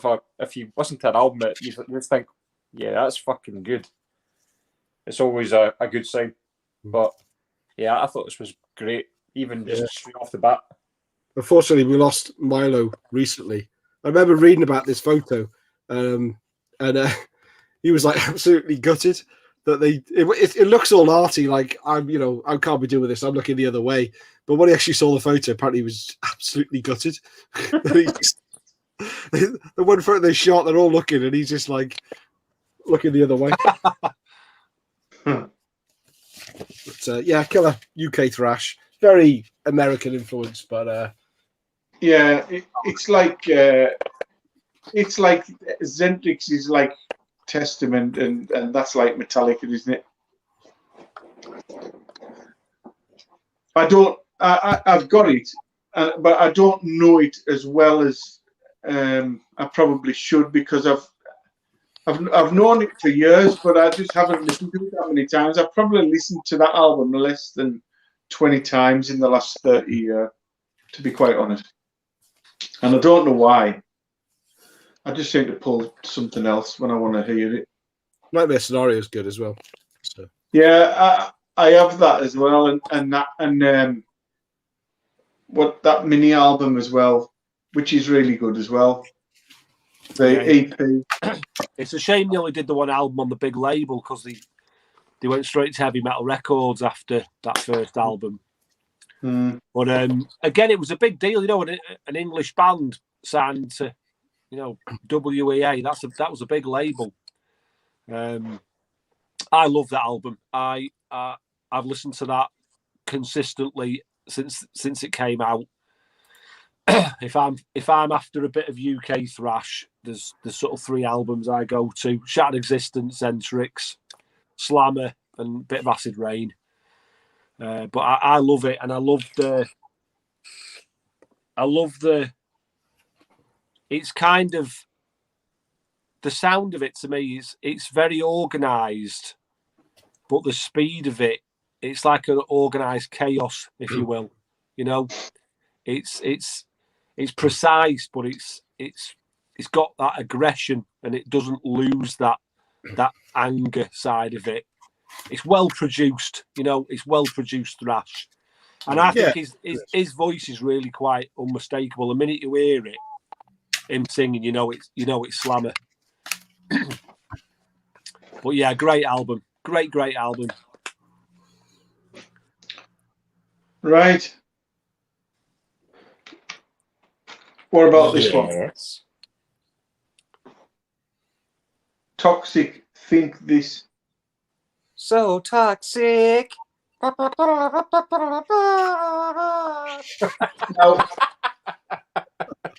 these were.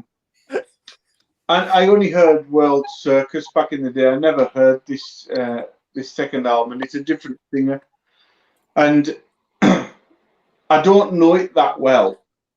But it's a bit like what do they call that album I got last month? The big thick box that's like progressive metal. Can anyone remember? Got something about a guardian. Fate's Warning. Fate's Warning. Yeah. The guy sounds a bit like reminiscent of that type of Fate's Warning type of thing to me. But then it goes into like my favourite bits are when it goes into the thrash where it's a lot faster. It seems to be split up with two styles: the fast thrashy stuff and the stumbling along sort of mid-pace stuff. And I kind of find myself just waiting for the thrash between the stumbles. You know, I prefer World Circus, but I just wanted to show that because I like the cover. Yeah. Is it Ed Repka cover that? Yeah.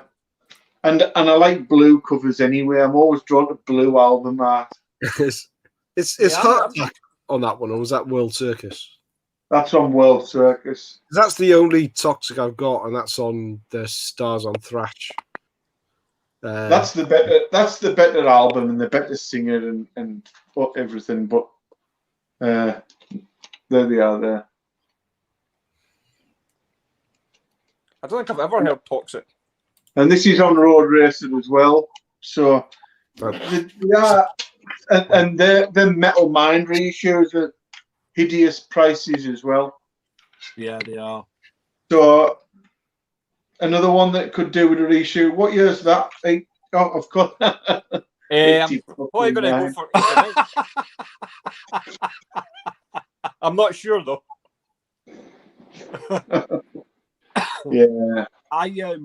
I never heard that one back in the day. I was later to that. I heard it in the 90s, but I never heard it back in '89. But I always found it was classed as a thrash album, but it doesn't sound like a thrash album to me. It's too sort of technical and melodic and proggy to be a I know it's going to be classed as thrash because it's got a lot of elements of thrash.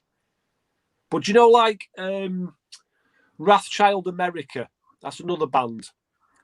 Yeah. They're not. I'm not comparing the two bands, but do you know, like no, but they're not classed as they're not thrash to you, but they're sort of classed like it. Yeah, yeah. That's what people say. Oh, check out that thrash band, but I find there's more to it. I like that album. I think it's definitely not as good as World Circus, though. No. Which has got a very green cover. That's right. Are you drawn to very green covers as well? I am, yeah. I like that World Circus cover as well. Yeah. I think I like it better than that one. So you're more drawn to green covers then? Yeah.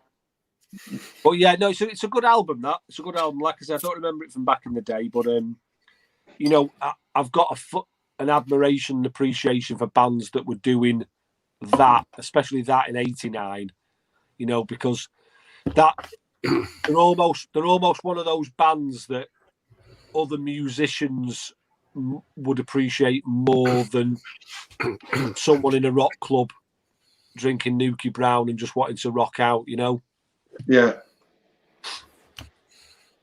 Yeah.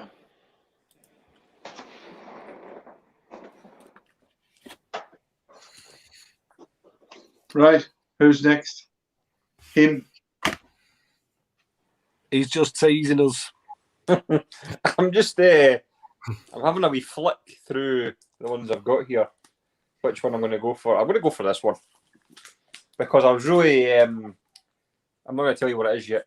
It's from 1989, Mike. But when I first got this one, I thought it's one of those one of these albums I'd probably never get. But it's Blue Murder.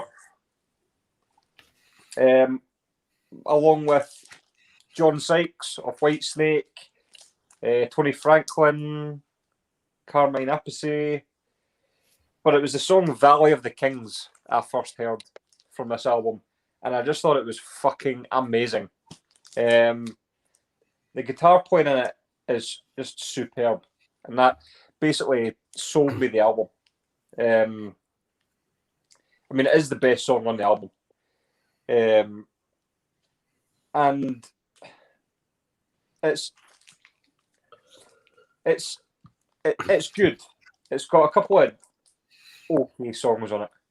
Sex Child is fucking strange. It's bizarre. I actually got that on my iPod and it came on at work the other day and I was just like but you've got like the likes of like Jelly Roll. That's like that's like not like a rocker, but it's catchy as fuck. Billy, that's a great song as well. But yeah, when I first got this, I was almost like, what's the hype about it? And then obviously you digest the album. I just thought it is brilliant, even just for Valley of the Kings. I'm just loving it. So and John Sykes is awesome. So Blue Murder. You say that like faggot. I'm just made up you've picked that because I just love hearing Do you know what? a Scotsman say... I completely forgot to actually say it like Blue Murder. Blue Murder.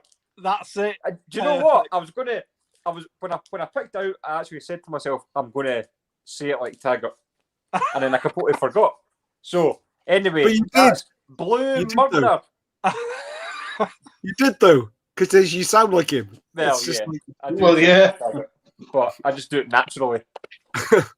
But yeah, even if you've not heard Valley of the Kings or Jelly Roll, get on that. It's catchy as fuck. Yeah. John Sykes is a great guitarist. He is. He's a beast. He really is. He plays on. Is he though? Is it 1987? He plays on Whitesnake. Yes. 1987. Yeah, that's it. That he's so Still of the Night. He recorded that album and then obviously fell out. Yeah, fell out, and he sort of got Vandenberg and yeah. Hasn't he fallen out with every band he's been in? John Sykes, Probably. pretty much. Yeah. I think John Sykes I don't like, and part of it is I don't like Whitesnake, and he kind of Tigers of Pang Tang to me went downhill when he joined. He's undoubtedly a very accomplished and great guitarist, but there's something about whenever I hear John Sykes, I think, oh, John fucking Sykes again. He plays on, doesn't he play on Thin Lizzy's Thunder and Lightning album? That's good. Yeah, he's been around, hasn't he? I don't like to admit that I like that album, but I do. He's been around, so he obviously doesn't stay anywhere long. So there must be a reason why he doesn't stay anywhere long. Yeah, I think Sex Child says it all. Yeah, that's a weird lyrics to the song. That he'll be next on Operation U Tree. Jesus, he'll be up there with the Harrison Savile. I've got that album, but I only recently I'd heard it because I'd heard of it. Sorry, by watching people in the VC show, and it was just one that passed me by back in the day, but I got it on cassette a while ago and I played it and enjoyed it. But I've just had that many cassettes come in. I haven't gone back to get to know it any better. But yeah, I enjoyed it when I first played it. Yeah, it's a good album. It sounds good. They're all good musicians on it as well. There's no doubt about it. Who else is playing on it? Is he the only name I would maybe know? Carmine Appice's on it. All right, yeah. And Tony Franklin. I don't know him. I can't remember who. Yeah. No, not Tony Franklin. What's his name? Tony Martin. Yeah. What did I say? Tony Franklin. Tony Hart, is he? No. That is Franklin. Tony Tiger. It is Tony Franklin. Yeah. I've never heard of him. You had me fucking doubting myself there. What's Tony Franklin done before? I can't remember. But something. He was a golfer. Oh, God. Right. Bit of a handicap. Dude. I'm going to show you an album now, but I'm not going to hold it for too long. It's a triple gatefold vinyl. It's fucking dead heavy. They're all 880 grams, so I'm not going to hold it up.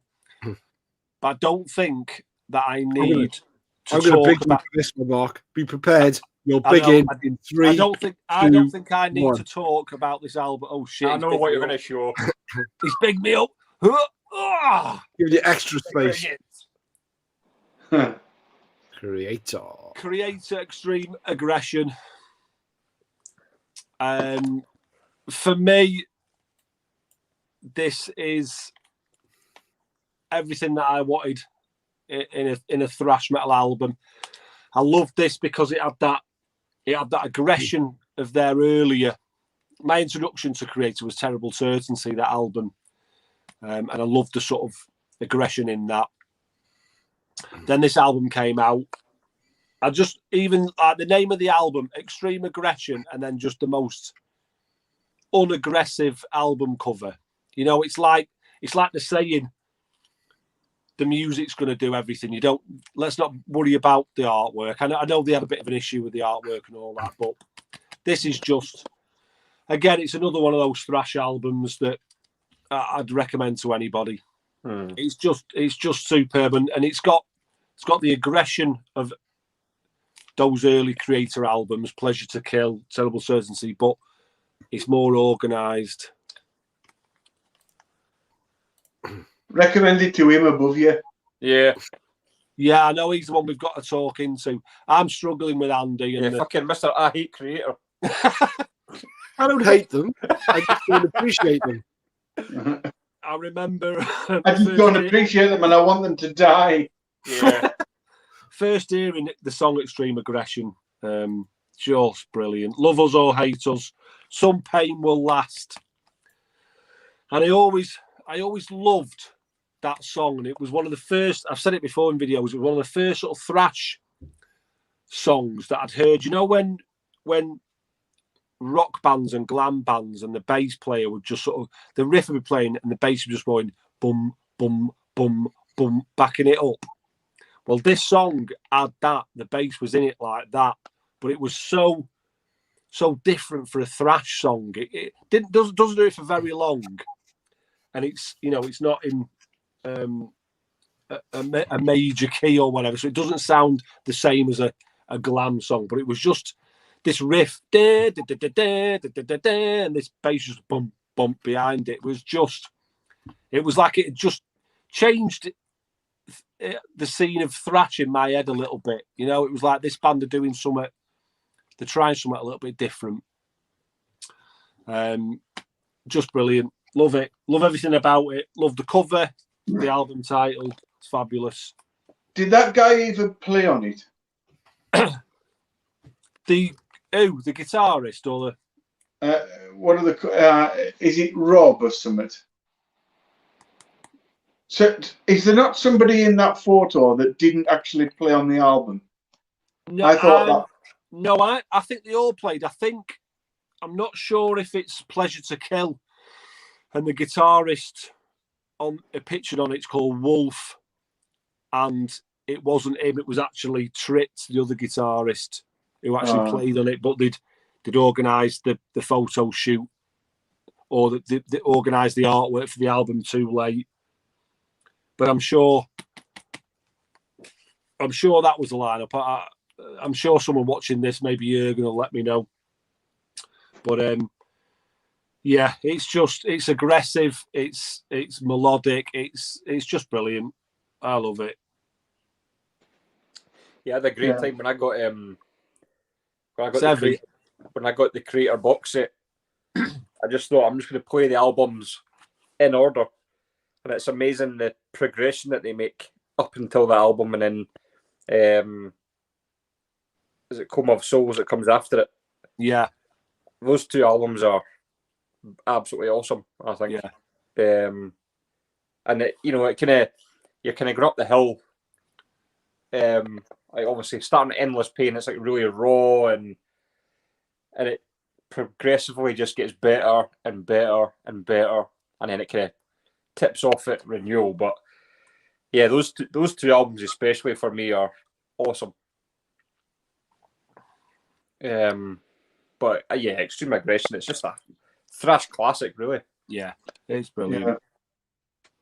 That was another one that was like anticipated and heavily advertised in the UK, and you were like, you know, pumped waiting for that to come out. And then they put that video out for Betrayer, didn't they, first? Yeah. And it's just brilliant. I love the guitar tone as well on that album. Well, the production sound, it's quite distinct, isn't it? Yeah. But I think the title track is my favourite for that album.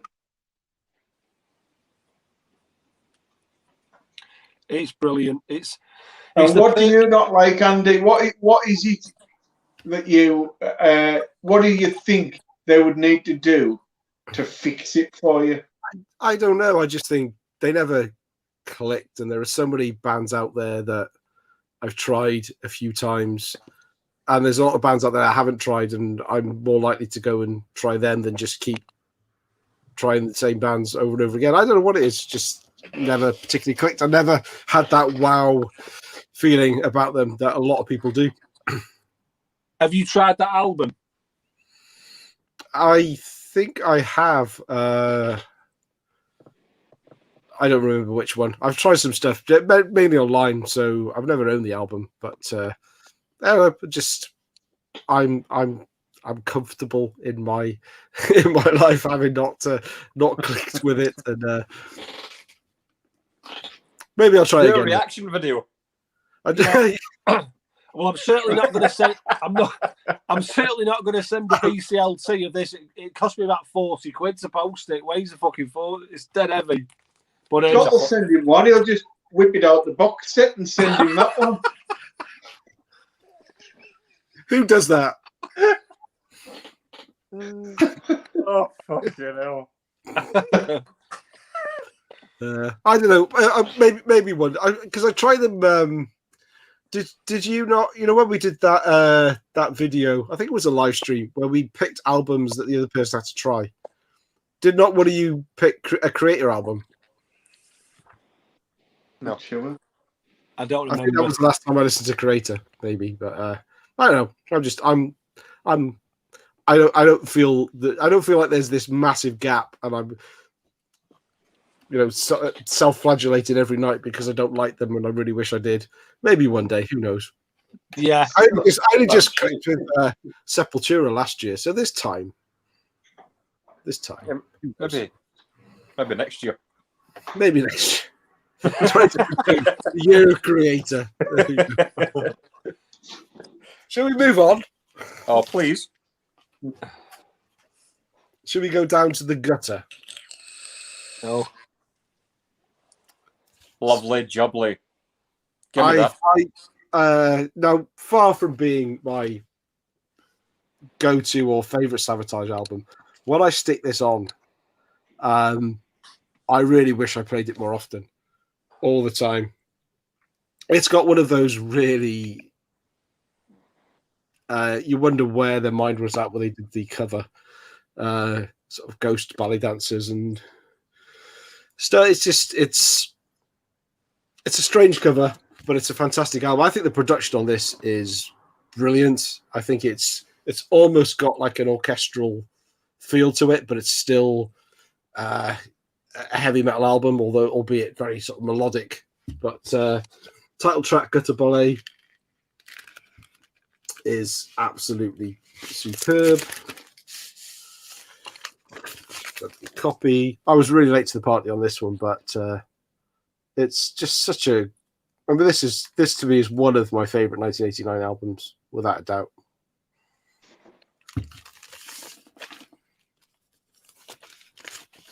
Well, you know me, I'm a massive fan of Sabotage, and I love that album. I can't remember what I even put it in my ranking now. I think it was in my top 3, I think. But it's one of those, when I first listened to it though, it really didn't click. I'm not lucky enough to have the vinyl, but yeah, I remember when I first put it on, I was like, really? But Sabotage are a band that you can't really take at face value. They've got loads of different things going on. They're really intricate, and you don't know what song's going to do what. And you know, they're not a straightforward band. They've like every album offers you something different. Every song offers you something different. So it really keeps you on your toes. And that's like a prime example, that album. It's almost overindulgent. It's like the Ferrera rocker of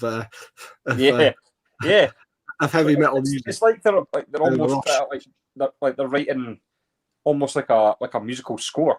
Like do you know what I mean? It's like it's that almost that like in depth they go. You know, you don't put on like a Sabotage album and it's just, you know, rocking from start to finish. It's got loads of different wee bits that they go down, and you know, every album just seems really, really thought out. And that's obviously a prime example. That you've got Streets, obviously Hall of the Mountain King. They're just they're really unique to themselves, I think, Sabotage. And especially those 3 albums, I just think are brilliant. I think that cover of Gutter Ballet almost, like, you can almost imagine it being written on that piano. You know what I mean? Yeah. It's like a rock concerto. Yeah, they really do like tell a story. Like, yeah, that's my first introduction to Sabotage, that album. And one of my friends had said, you need to have a listen. He was more into Queensryche and the more sort of technical music, and he said, have a listen to it. It's got some like really great guitar playing on it, and sort of the odd little thrashy moments. So I thought I'll give it a whirl, and I listened to it and almost thought to myself, why am I even bothering to play the guitar? There's no point. You know, when you hear guitarists and musicians that good, you almost think, well, why am I even bothering? You know what I mean? But obviously, my music's a different style of music. But yeah, that's my favourite Sabotage, and I think again it's just because that was my introduction to him, so it's the one that I'm more familiar with. But yeah, fabulous musicians, really good. Well, it was last year, I think, or maybe the year before.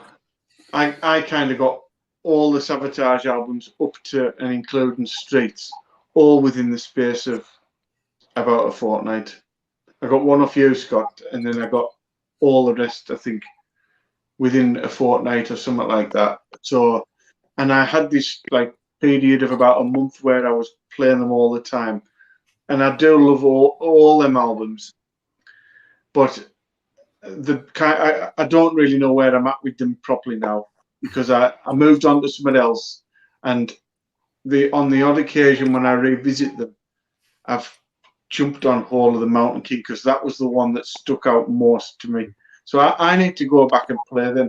This whole sort of year 1989 video and planning for it and that has told me I probably need to ease up on my spending and spend some time with my collection a bit more, because I've got lots of albums that I don't know like the back of my hand at all, nowhere near. So you have got a lot of stuff over the last 6 months, though. I know. Do you know what though? It's really weird you say that, Mike, because I was having exactly the same thought due to making this video as well. I was looking at stuff and playing and thinking, I've got that much new stuff. I'm kind of neglecting some of the stuff that I do that all the time. I need to reconnect with, you know. Yeah. And it makes you definitely think, like, and don't get me wrong, I do love buying the new stuff, and I don't want to miss out on these, you know, limited pressings or whatever. But they are quite nice, these videos, for making you think, do you know what? There's a lot of albums that I haven't listened to for ages. I need to, you know, and really embrace them again and realise how good they are. Mm. Might save us all a bob or two, whereas the people watching it are writing them all down, going, "Fucking, I've never heard that. I've never heard that. I've never." We're the opposite now. Who is it? It's you. Oh, is it me? Mm-hmm. Right. Well, I'm. There was no way I was going to let this pass this video without talking about these lot, because I just can't get over how blown away I've been by them, and it's Running Wild and Death or Glory. Now, this isn't even. I mean, I'm purely using this as an excuse just to bring them up and try and push them down your lot's throats a little bit, because I know you don't own much. These lot were like sort of a joke among my friends, so therefore I didn't bother listening to them. And when I've jumped back on, I mean, I know you said in a comment through the week, Andy, that you think you might not have bothered with Running Wild for the simple reason it's quite a big back catalogue to get into. And it's a bit like, oh, do I want to get into that world? Do you know what I mean? But the first, from 84 or whatever till 95 is probably all you need to go, like all the noise years. You probably don't need to go beyond that. And it's so instantly like, oh God, that is just awesome. It's just, it never stops. Like, the guy is just a fucking melody machine. I can't get over it. It's just basic heavy metal, virgin on power metal. But I can't say these song titles on this. It's just tiny. But Riding the Storm is the opening one, which is like a, you know, power metal type of song. And Renegade, I can see that that's wrote down, but the font's fucking pitiful.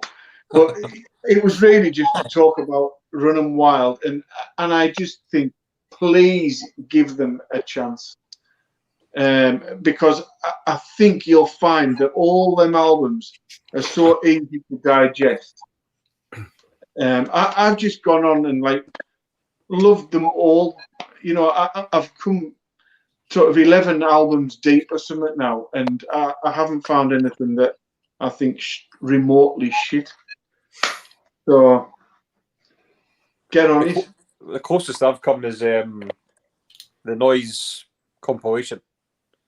I've got that, but I've never listened to it all the way through. Like as one, I've got it on my iPod that I can maybe shuffle it sometimes, but I've never sat and actually listened to the full thing yet. So, but yeah, they do have that kind of is it the intro to Welcome to Port Royal? Ah, yeah. But I've never really sat and listened to it, like, dedicated to that album. So yeah, I'll have to give it a go. But I have to say, I've not been overly excited about what I have heard. But And neither was I, and that's why I stopped listening to that compilation and just started at the beginning listening to a full album. And I just started from the first album and just went like that. And up till 95 is absolutely solid. So much so, like I say, I bought them all on CD, listened to them all constantly for about a fortnight and just thought, right, that's it. I'm just going to buy the vinyl, and I never think like that.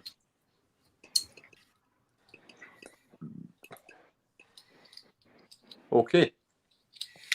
So, well, with Running Wild for me, well, you mentioned it. It's a big catalogue, and the whole pirate metal thing did put me off.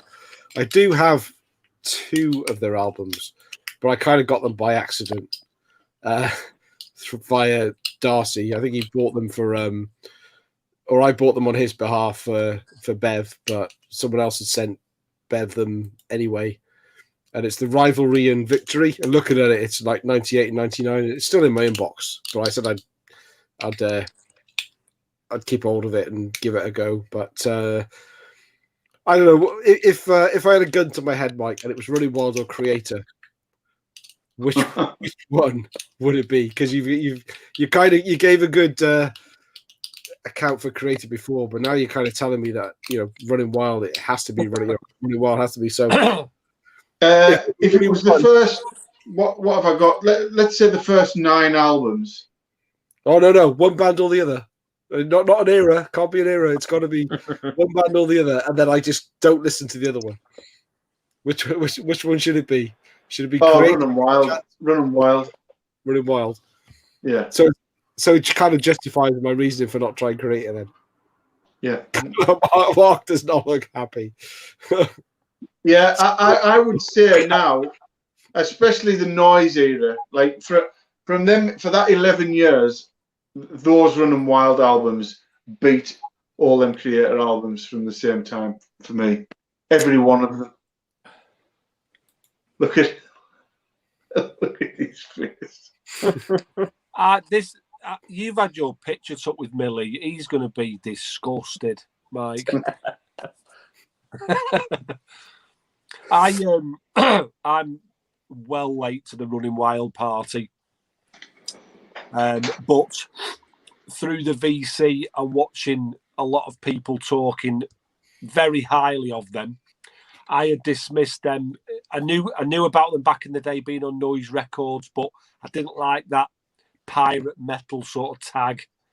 It didn't suit what I was. I was far too serious. Yeah. A thrasher to embrace pirate metal. What the fuck, But Jurgen, in fact, sent me Pile of Skulls, and the last track on that, I forget what it's called now, but oh my god, what a song that is! It's just brilliant. Awesome, yeah, absolutely brilliant, and I'll definitely be looking to pick more stuff up by them. That Death or Glory is the one that I'm kind of looking for the most. I don't know why. There's something about just the cover, something about maybe the, just what I've read in reviews. But that I think I'm sure I've got about 3 or 4 of their albums now. Got the first one. Gates of Purgatory. I've got Pile of Skulls. I've got some of the later ones as well, the Rivalry, and that when they were on Gun Records. But one of those bands that I dismissed foolishly when I was younger, and what I have heard of them. I totally understand. I mean, I did, and I just don't see how they would necessarily appeal to a teenager. Yeah. I just don't think they would. But the more a middle-aged, I actually think the more for somebody as you get that bit older.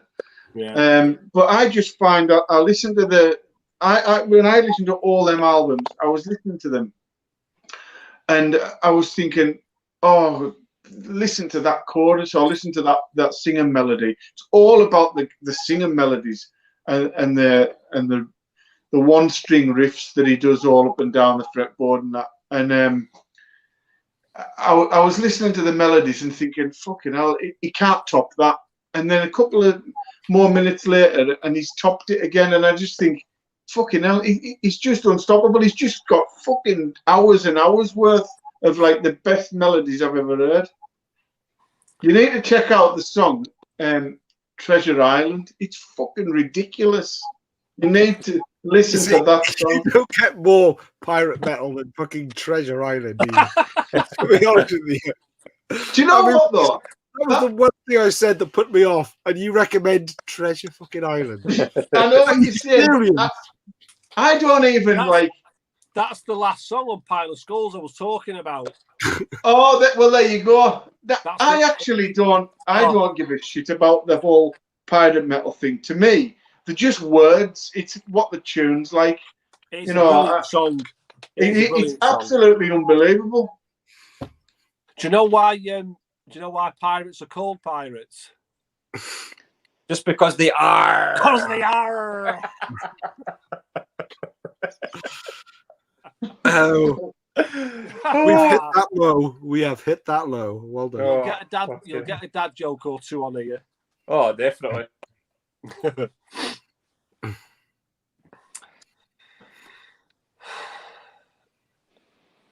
Yeah, a couple of phones. Who's up? He's teasing us again. I'm going to go with this again. Not again, as in I've showed it already, but I'm sure that you're gonna get Dr. Feelgood out again. Yeah, it's that good. Right, I'm going to go with this again. I've shown this in a couple of our videos, but I'm going to show it again because it's that fucking good. Leatherwolf, Street Ready, and it's really to get my point across that this needs to be bought by people who like metal. Because it's awesome. Known for their the triple axe attack. I don't really know what to say that I've not really said already in these videos, but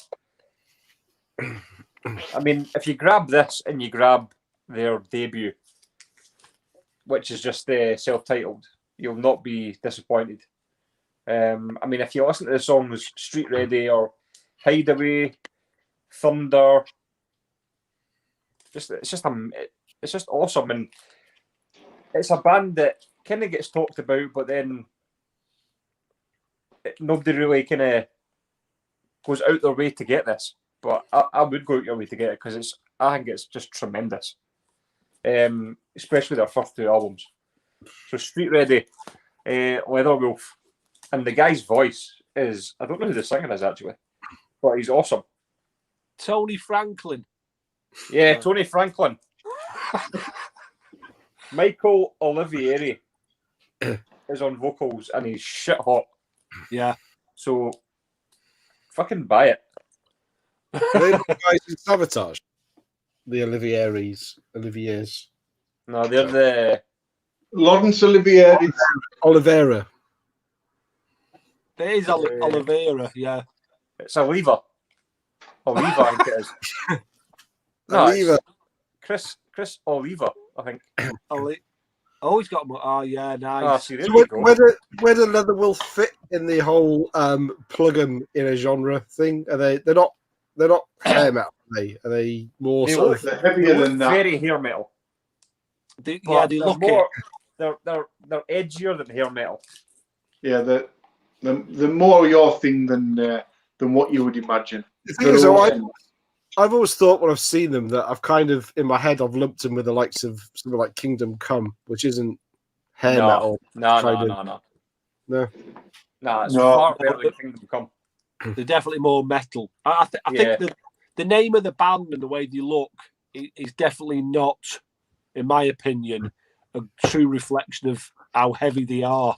Mm-hmm. They're probably more closer to the mark with Sabotage. Yeah. Yeah, they're really good. So it's a great album, that. And again, I was going to say, it's another one of those albums that for me, it transcended between soft, the more softer rock people listening to it and the glams, and also people who were into the heavier stuff and a bit, thrashers would give it a track. It's got 3 guitars, so it's really heavy guitar-wise. Great, full of great riffs, I mean, for Andy, I would go with the debut, with the black cover. If Mike can chuck that up. You actually you described them very well, Scott, because Leatherwolf, I think, gets shown quite a bit. But then when you went on to say they're one of those bands that people just don't get around to checking out. And that's exactly what it is. I've seen them. I've seen people talk very highly of them. I don't think I've ever seen anyone show a Leatherwolf album and say, this is shite. Mm-hmm. Yeah. But then I've just never followed up on them. I would, and they're not expensive albums. So I mean, if you maybe YouTube that debut album, and if you like it, get on it, because they're really not expensive. They are on CD. They're a fucking fortune. Oh well, on CD, but Andy would probably be looking for vinyl. Yeah, I reckon you could get the vinyl for about 15 quid. The CD's like 30, 40 quid for some reason. Wow. Yeah. Because I've tried to get the CDs as well, but fucking no chance. Yeah. Hard work. But get on it. And if you're watching this and you've not heard Weatherwolf, get on it. He speaks the truth. I do.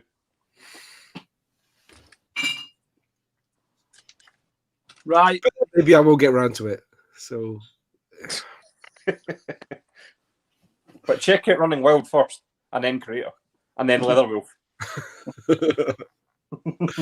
yeah, I should have brought a better pencil. I should have brought pencil sharp.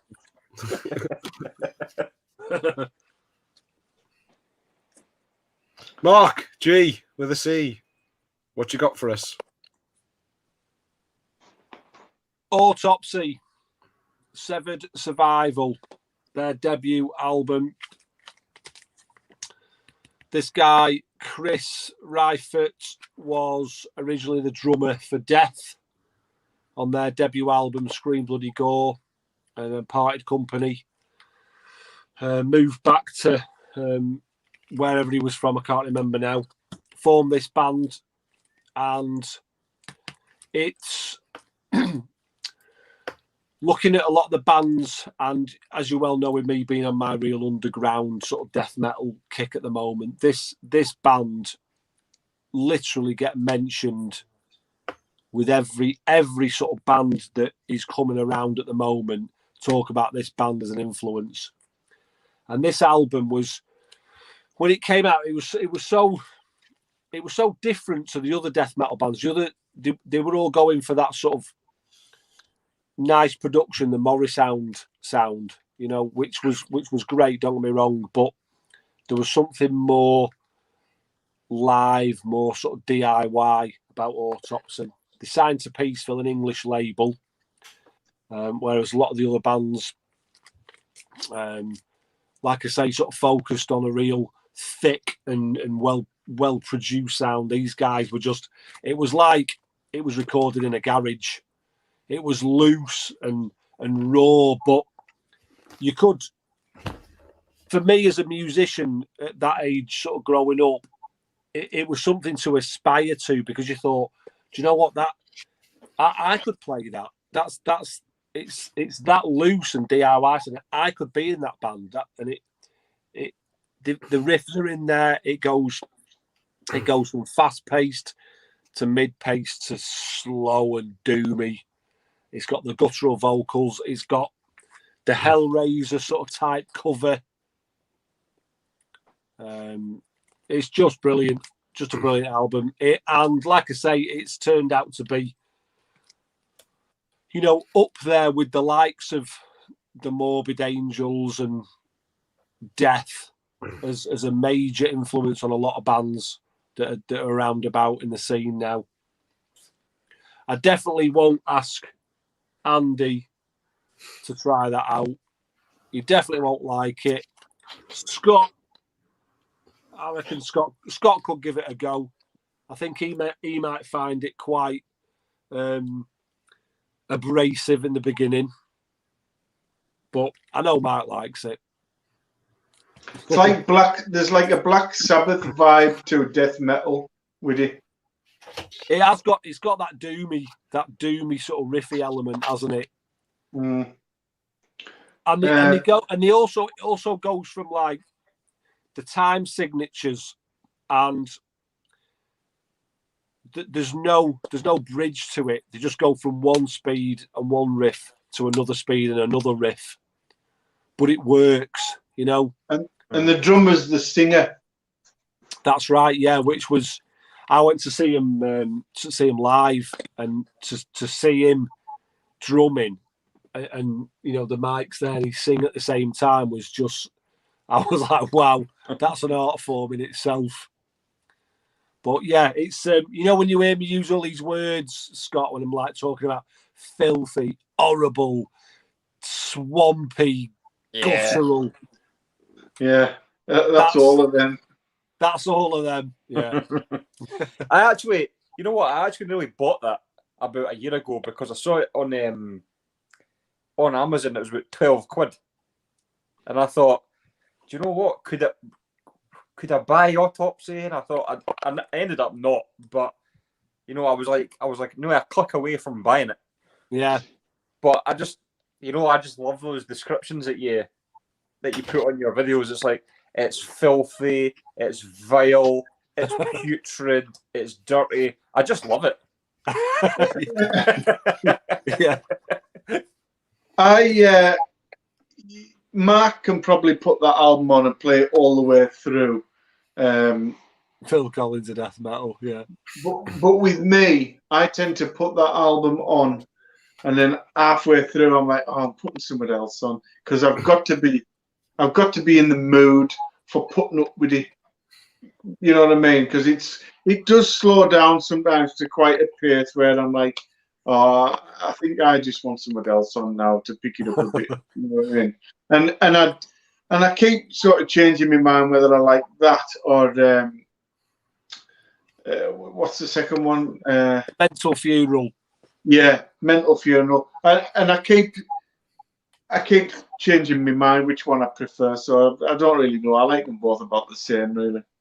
I think I prefer Mental Funeral. I think that's a brilliant album. But obviously, we're talking about 1989, aren't we? Very early for that style. Eh? Oh yeah. I remember that coming out. I remember that. You know that cover got banned. Yeah, ridiculous. I mean, it's just cartoon, out and out cartoon drawn, isn't it? Yeah, it got banned. Madness, isn't it? Mind you, the other cover that's where's it at? That replaced it is every bit as sinister. Yeah. Oh, it is. Yeah. This one you get. Where's it at? You get both, I think, or something. Oh, no, you get the same album. What? Yeah. Oh, I've seen the album shown many times and both covers, but I didn't realize it was the same album. Yeah, and I think that's creepier. I love that cover. I love that. Yeah, I actually prefer that cover. Well, you would, Mike, because it's got blue on it and green. That's right. It's a lovely shade. I love that Windows wallpaper off a new install. It's bliss. Who's next? Him up top. Just in case we didn't get to it. Hey. A blessing in disguise. I was getting a bit worried we were going to run out of time and we wouldn't have a few of the big classic albums. I keep needing to get that sticker off there, but it's been on there for many years. So, yes, was it Mike Howe's first outing?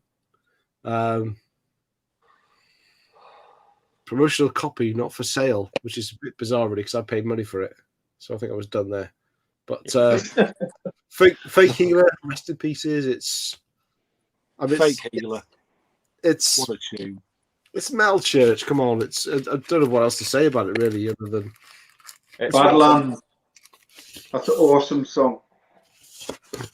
I think this is a US pressing as well. Yeah, it is. So it doesn't have an inner sleeve; it has a inner. Well, was that actually a thing that UK pressings always seem to have inner sleeves, printed Yeah. inner sleeves, and then US ones always seem to have an inner. What was that all about? Yeah, weird that, isn't it? Yeah. Hmm. And US press covers are apparently a lot thicker. That's right. I've got that on tape. It's a great album. It is. Do you know what? Metal Church, again, they're obviously not in the same category musically as Sabotage, but I think they're the same kind of band that they really have a uniqueness to them. Yeah. Even the way they go about their melodies, they, with most albums, you can almost like mentally guess where the melody's going before you can hear it because it's predictable. It gives you what you want what you want it to do. It does, and you go, "Oh, fucking yes!" Yeah, but then they have that. But then they have this kind of unique way of just like twisting it, and you think, "Oh fuck, I didn't know it was going to go that way." So that's why I love Metal Church because they're so far from generic. They're really original. I think they're brilliant. And it took me a little while to get into Mike Howe though, because I was just going to say he's my favourite vocalist. I think he's great. I think he is. He's brilliant. I do now, but my introduction was The Dark, and David Wayne's like raspy, almost it doesn't even like fit the tune as much. I mean, Mike Howe was probably a better singer, but I was after being so used to The Dark and then hearing Blessing in Disguise, it did take me a while to course correct and realize what a good album it was. And everything you said there, Scott, about the makeup of the songs, they're like no other band. Yeah. Really out there. People want to call them thrash, then other people want to call them US power metal. Other people just want to call them straight up heavy metal. It's just like they don't fit. They just I wouldn't call them thrash. I think they're just a really unique heavy metal band. Yeah. Because I don't know why they got lumped in with the thrash thing. I don't know what it. Do you remember James Hetfield burnt his arm in a pyrotechnics accident at a gig, and the guitarist John Marshall stepped in and played guitar for Metallica for a few gigs. That little wee fella. Yeah. And ever since then, because it's like he played guitar, stood in and played guitar for Metallica, Metal Church seemed to be lumped as a thrash band. I always found it quite weird. I don't think they're thrash. I don't know. The first album's not even thrash. No. But I mean, obviously, you're always going to compare Mike Howe to David Wayne. It's always going to be the thing. But they're both equally as good. The Dark and Blessing in Disguise are both amazing albums. So, I mean, you can't exactly say, "Oh, Metal Church went fucking downhill when Mike Howe came in." Yeah. You couldn't say that. They were just as good, just with a different singer. It just took time to, because when you change a singer, you change more than to the band than changing a guitarist or bass player or drummer or what have you. But it just took a while to course correct. But then I've got much more from Metal Church with Mike Howe vocals than I have with David Wayne. I mean, there's only those first couple of albums I've got from David Wayne. So I've heard much more Metal Church with Mike Howe. Yeah. And the new albums are brilliant. Yeah. Awesome. Yeah, really good.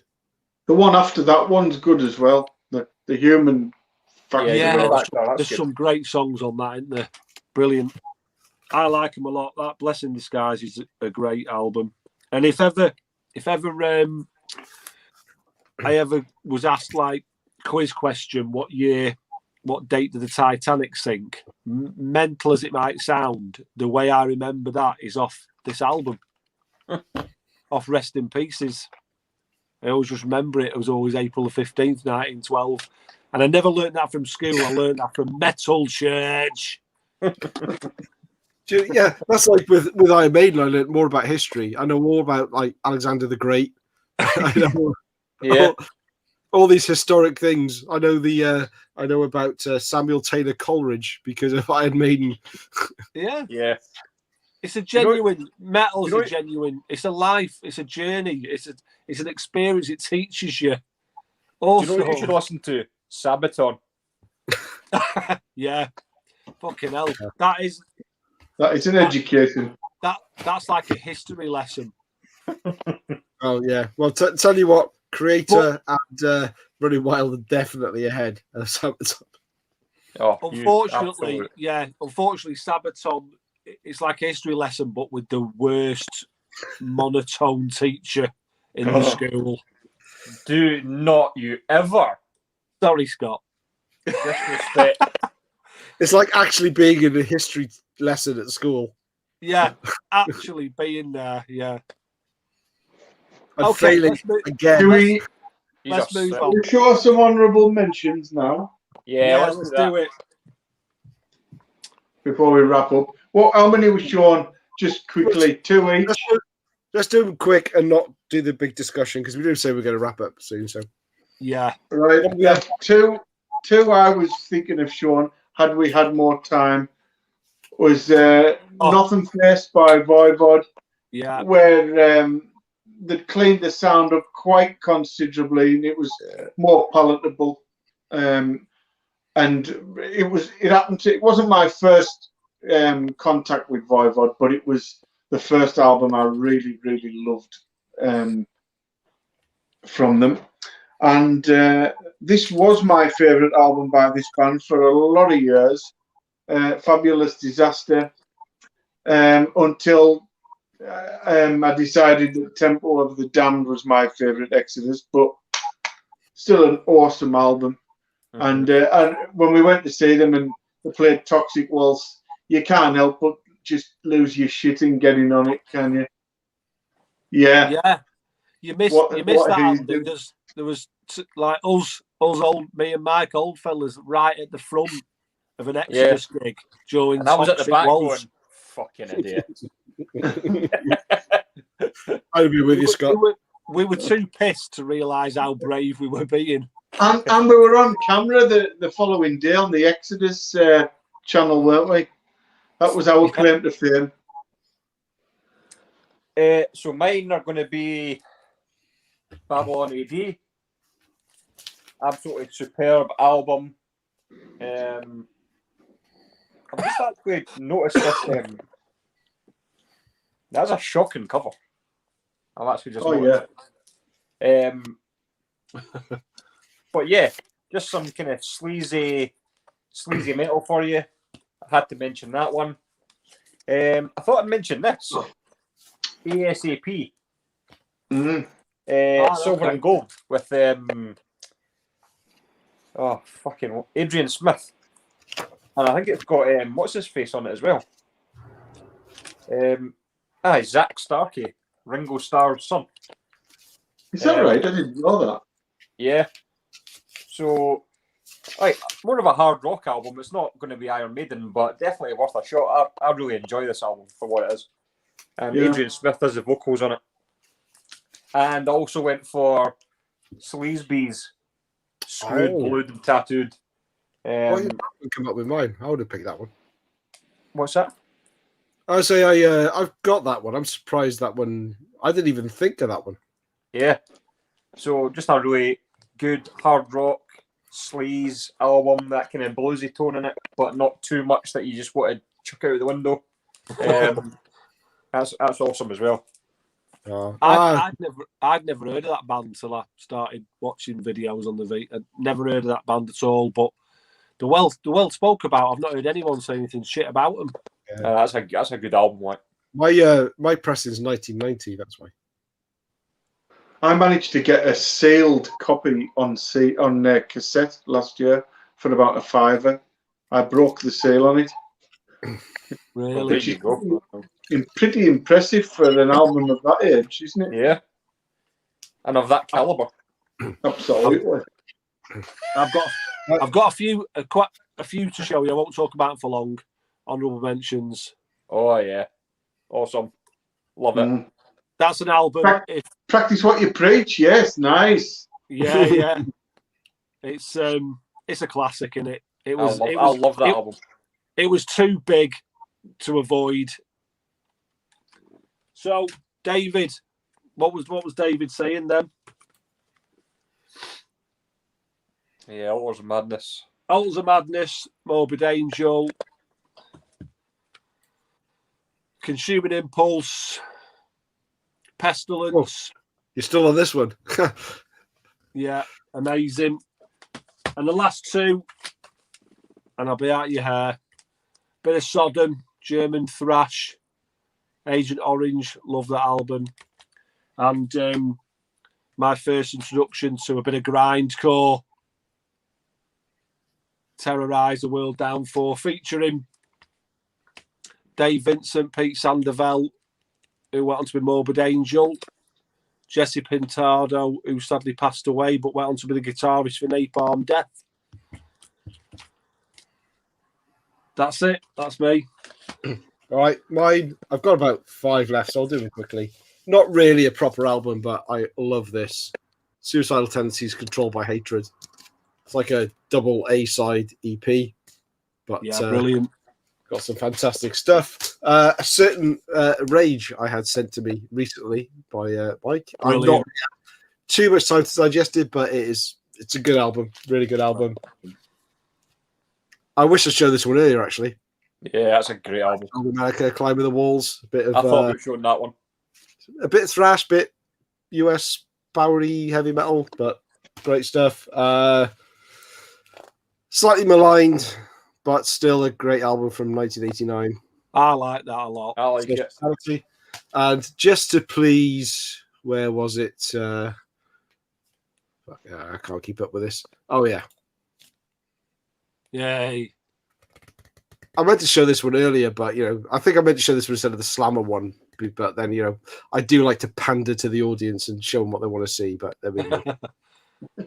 And that's a brilliant album, that. Did I say I can't stand pirate metal? This is a quality album, though. Yeah, it's good, though. Fantastic. Zed Yago, Pilgrimage. Is that pirate metal? It's piratey. It's so like naval. Without the belly button. Right, okay, I got you. Yeah, it's a bit piratey, but there we go. So that's 89 done. That is 89. Keep your eyes peeled for our next year. I will. Yeah, nice one. You'll have to let me know what that's going to be, lads. But what was good about this one was there wasn't there was some the really big hitter bands around at the time didn't seem to release much in 89. Yeah. So there wasn't any of the big four. So it was a little bit different. So we all had it was good that we all had different choices. Really, there wasn't too much overlap. So there's that many you couldn't pick. I mean, we didn't even talk about Acid Rain, The Fear, which is just mental to me. But I thought one of you would pick it, so I never picked it. There's loads. I mean, Soundgarden, Louder Than Love was a massive album, wasn't it? How many albums then have you got from this year? I looked in mine. I've got 72 from 89. Oh fuck! I've got nowhere near that. I didn't count all mine. I've got maybe about 30. I can't figure it out. I got 70 odd on this, so I can't do anything with it. Yeah, I'll maybe put it in the comments afterwards. We'll have a little contest. I got 76 on vinyl, but that's probably includes 12 inches as well, and an 8 on CD. Oh yeah, my final honorary mention, which I was going to leave to last because it's not really metal, but it's a great album. The Ramones, Brain Drain. Brain Drain. And it's great. Has that got Pet Cemetery on it? It has, yeah. Yeah. Which isn't the You don't best want to song. be buried there. I always like that song.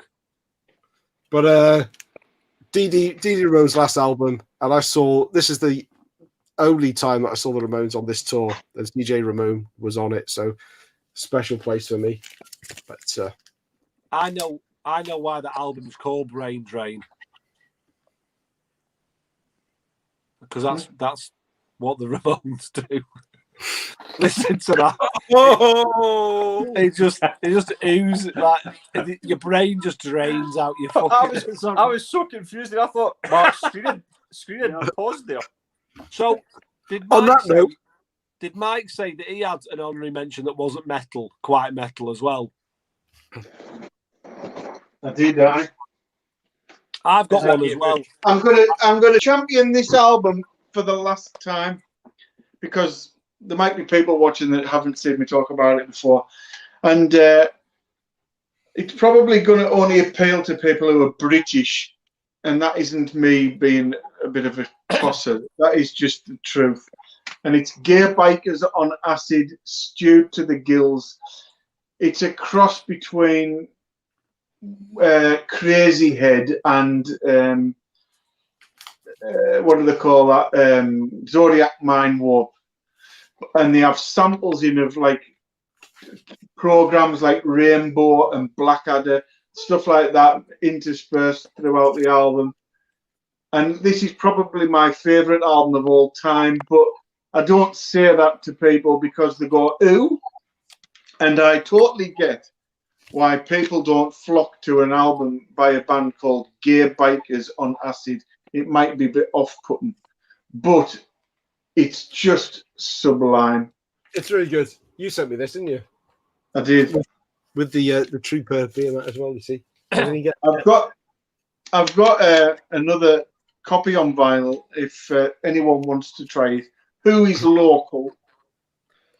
And by that I mean lives on Sneckyatt Road.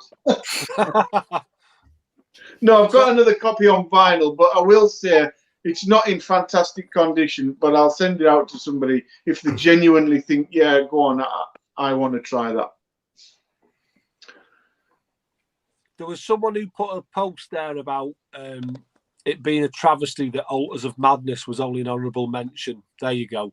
So it wasn't that it was only an honourable mention, Glenn. It was just we kind of got to a 2.5 hour period, which is what we always say we'll kind of try and cut it off there. And it just I never got around to showing it. It was always going to get shown. If it was a 4-hour stream, I'd have fucking bigged it up like it deserves. And the order of stuff we show as well isn't planned. It's just as they're just talking points, aren't they? Yeah. They're not in any sequence of priority or anything like that. Nobody great. Show the cover again anyway. Although that one wouldn't be on my list at all. So Nah, looks like a pile of it's fucking awesome. Shit, Mike, you're sending that record to Germany now, mate. I'm not looking. Fucking stream it, Jürgen.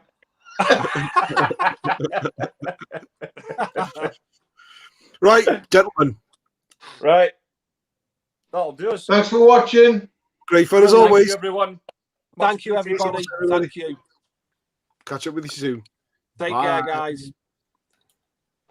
Boom.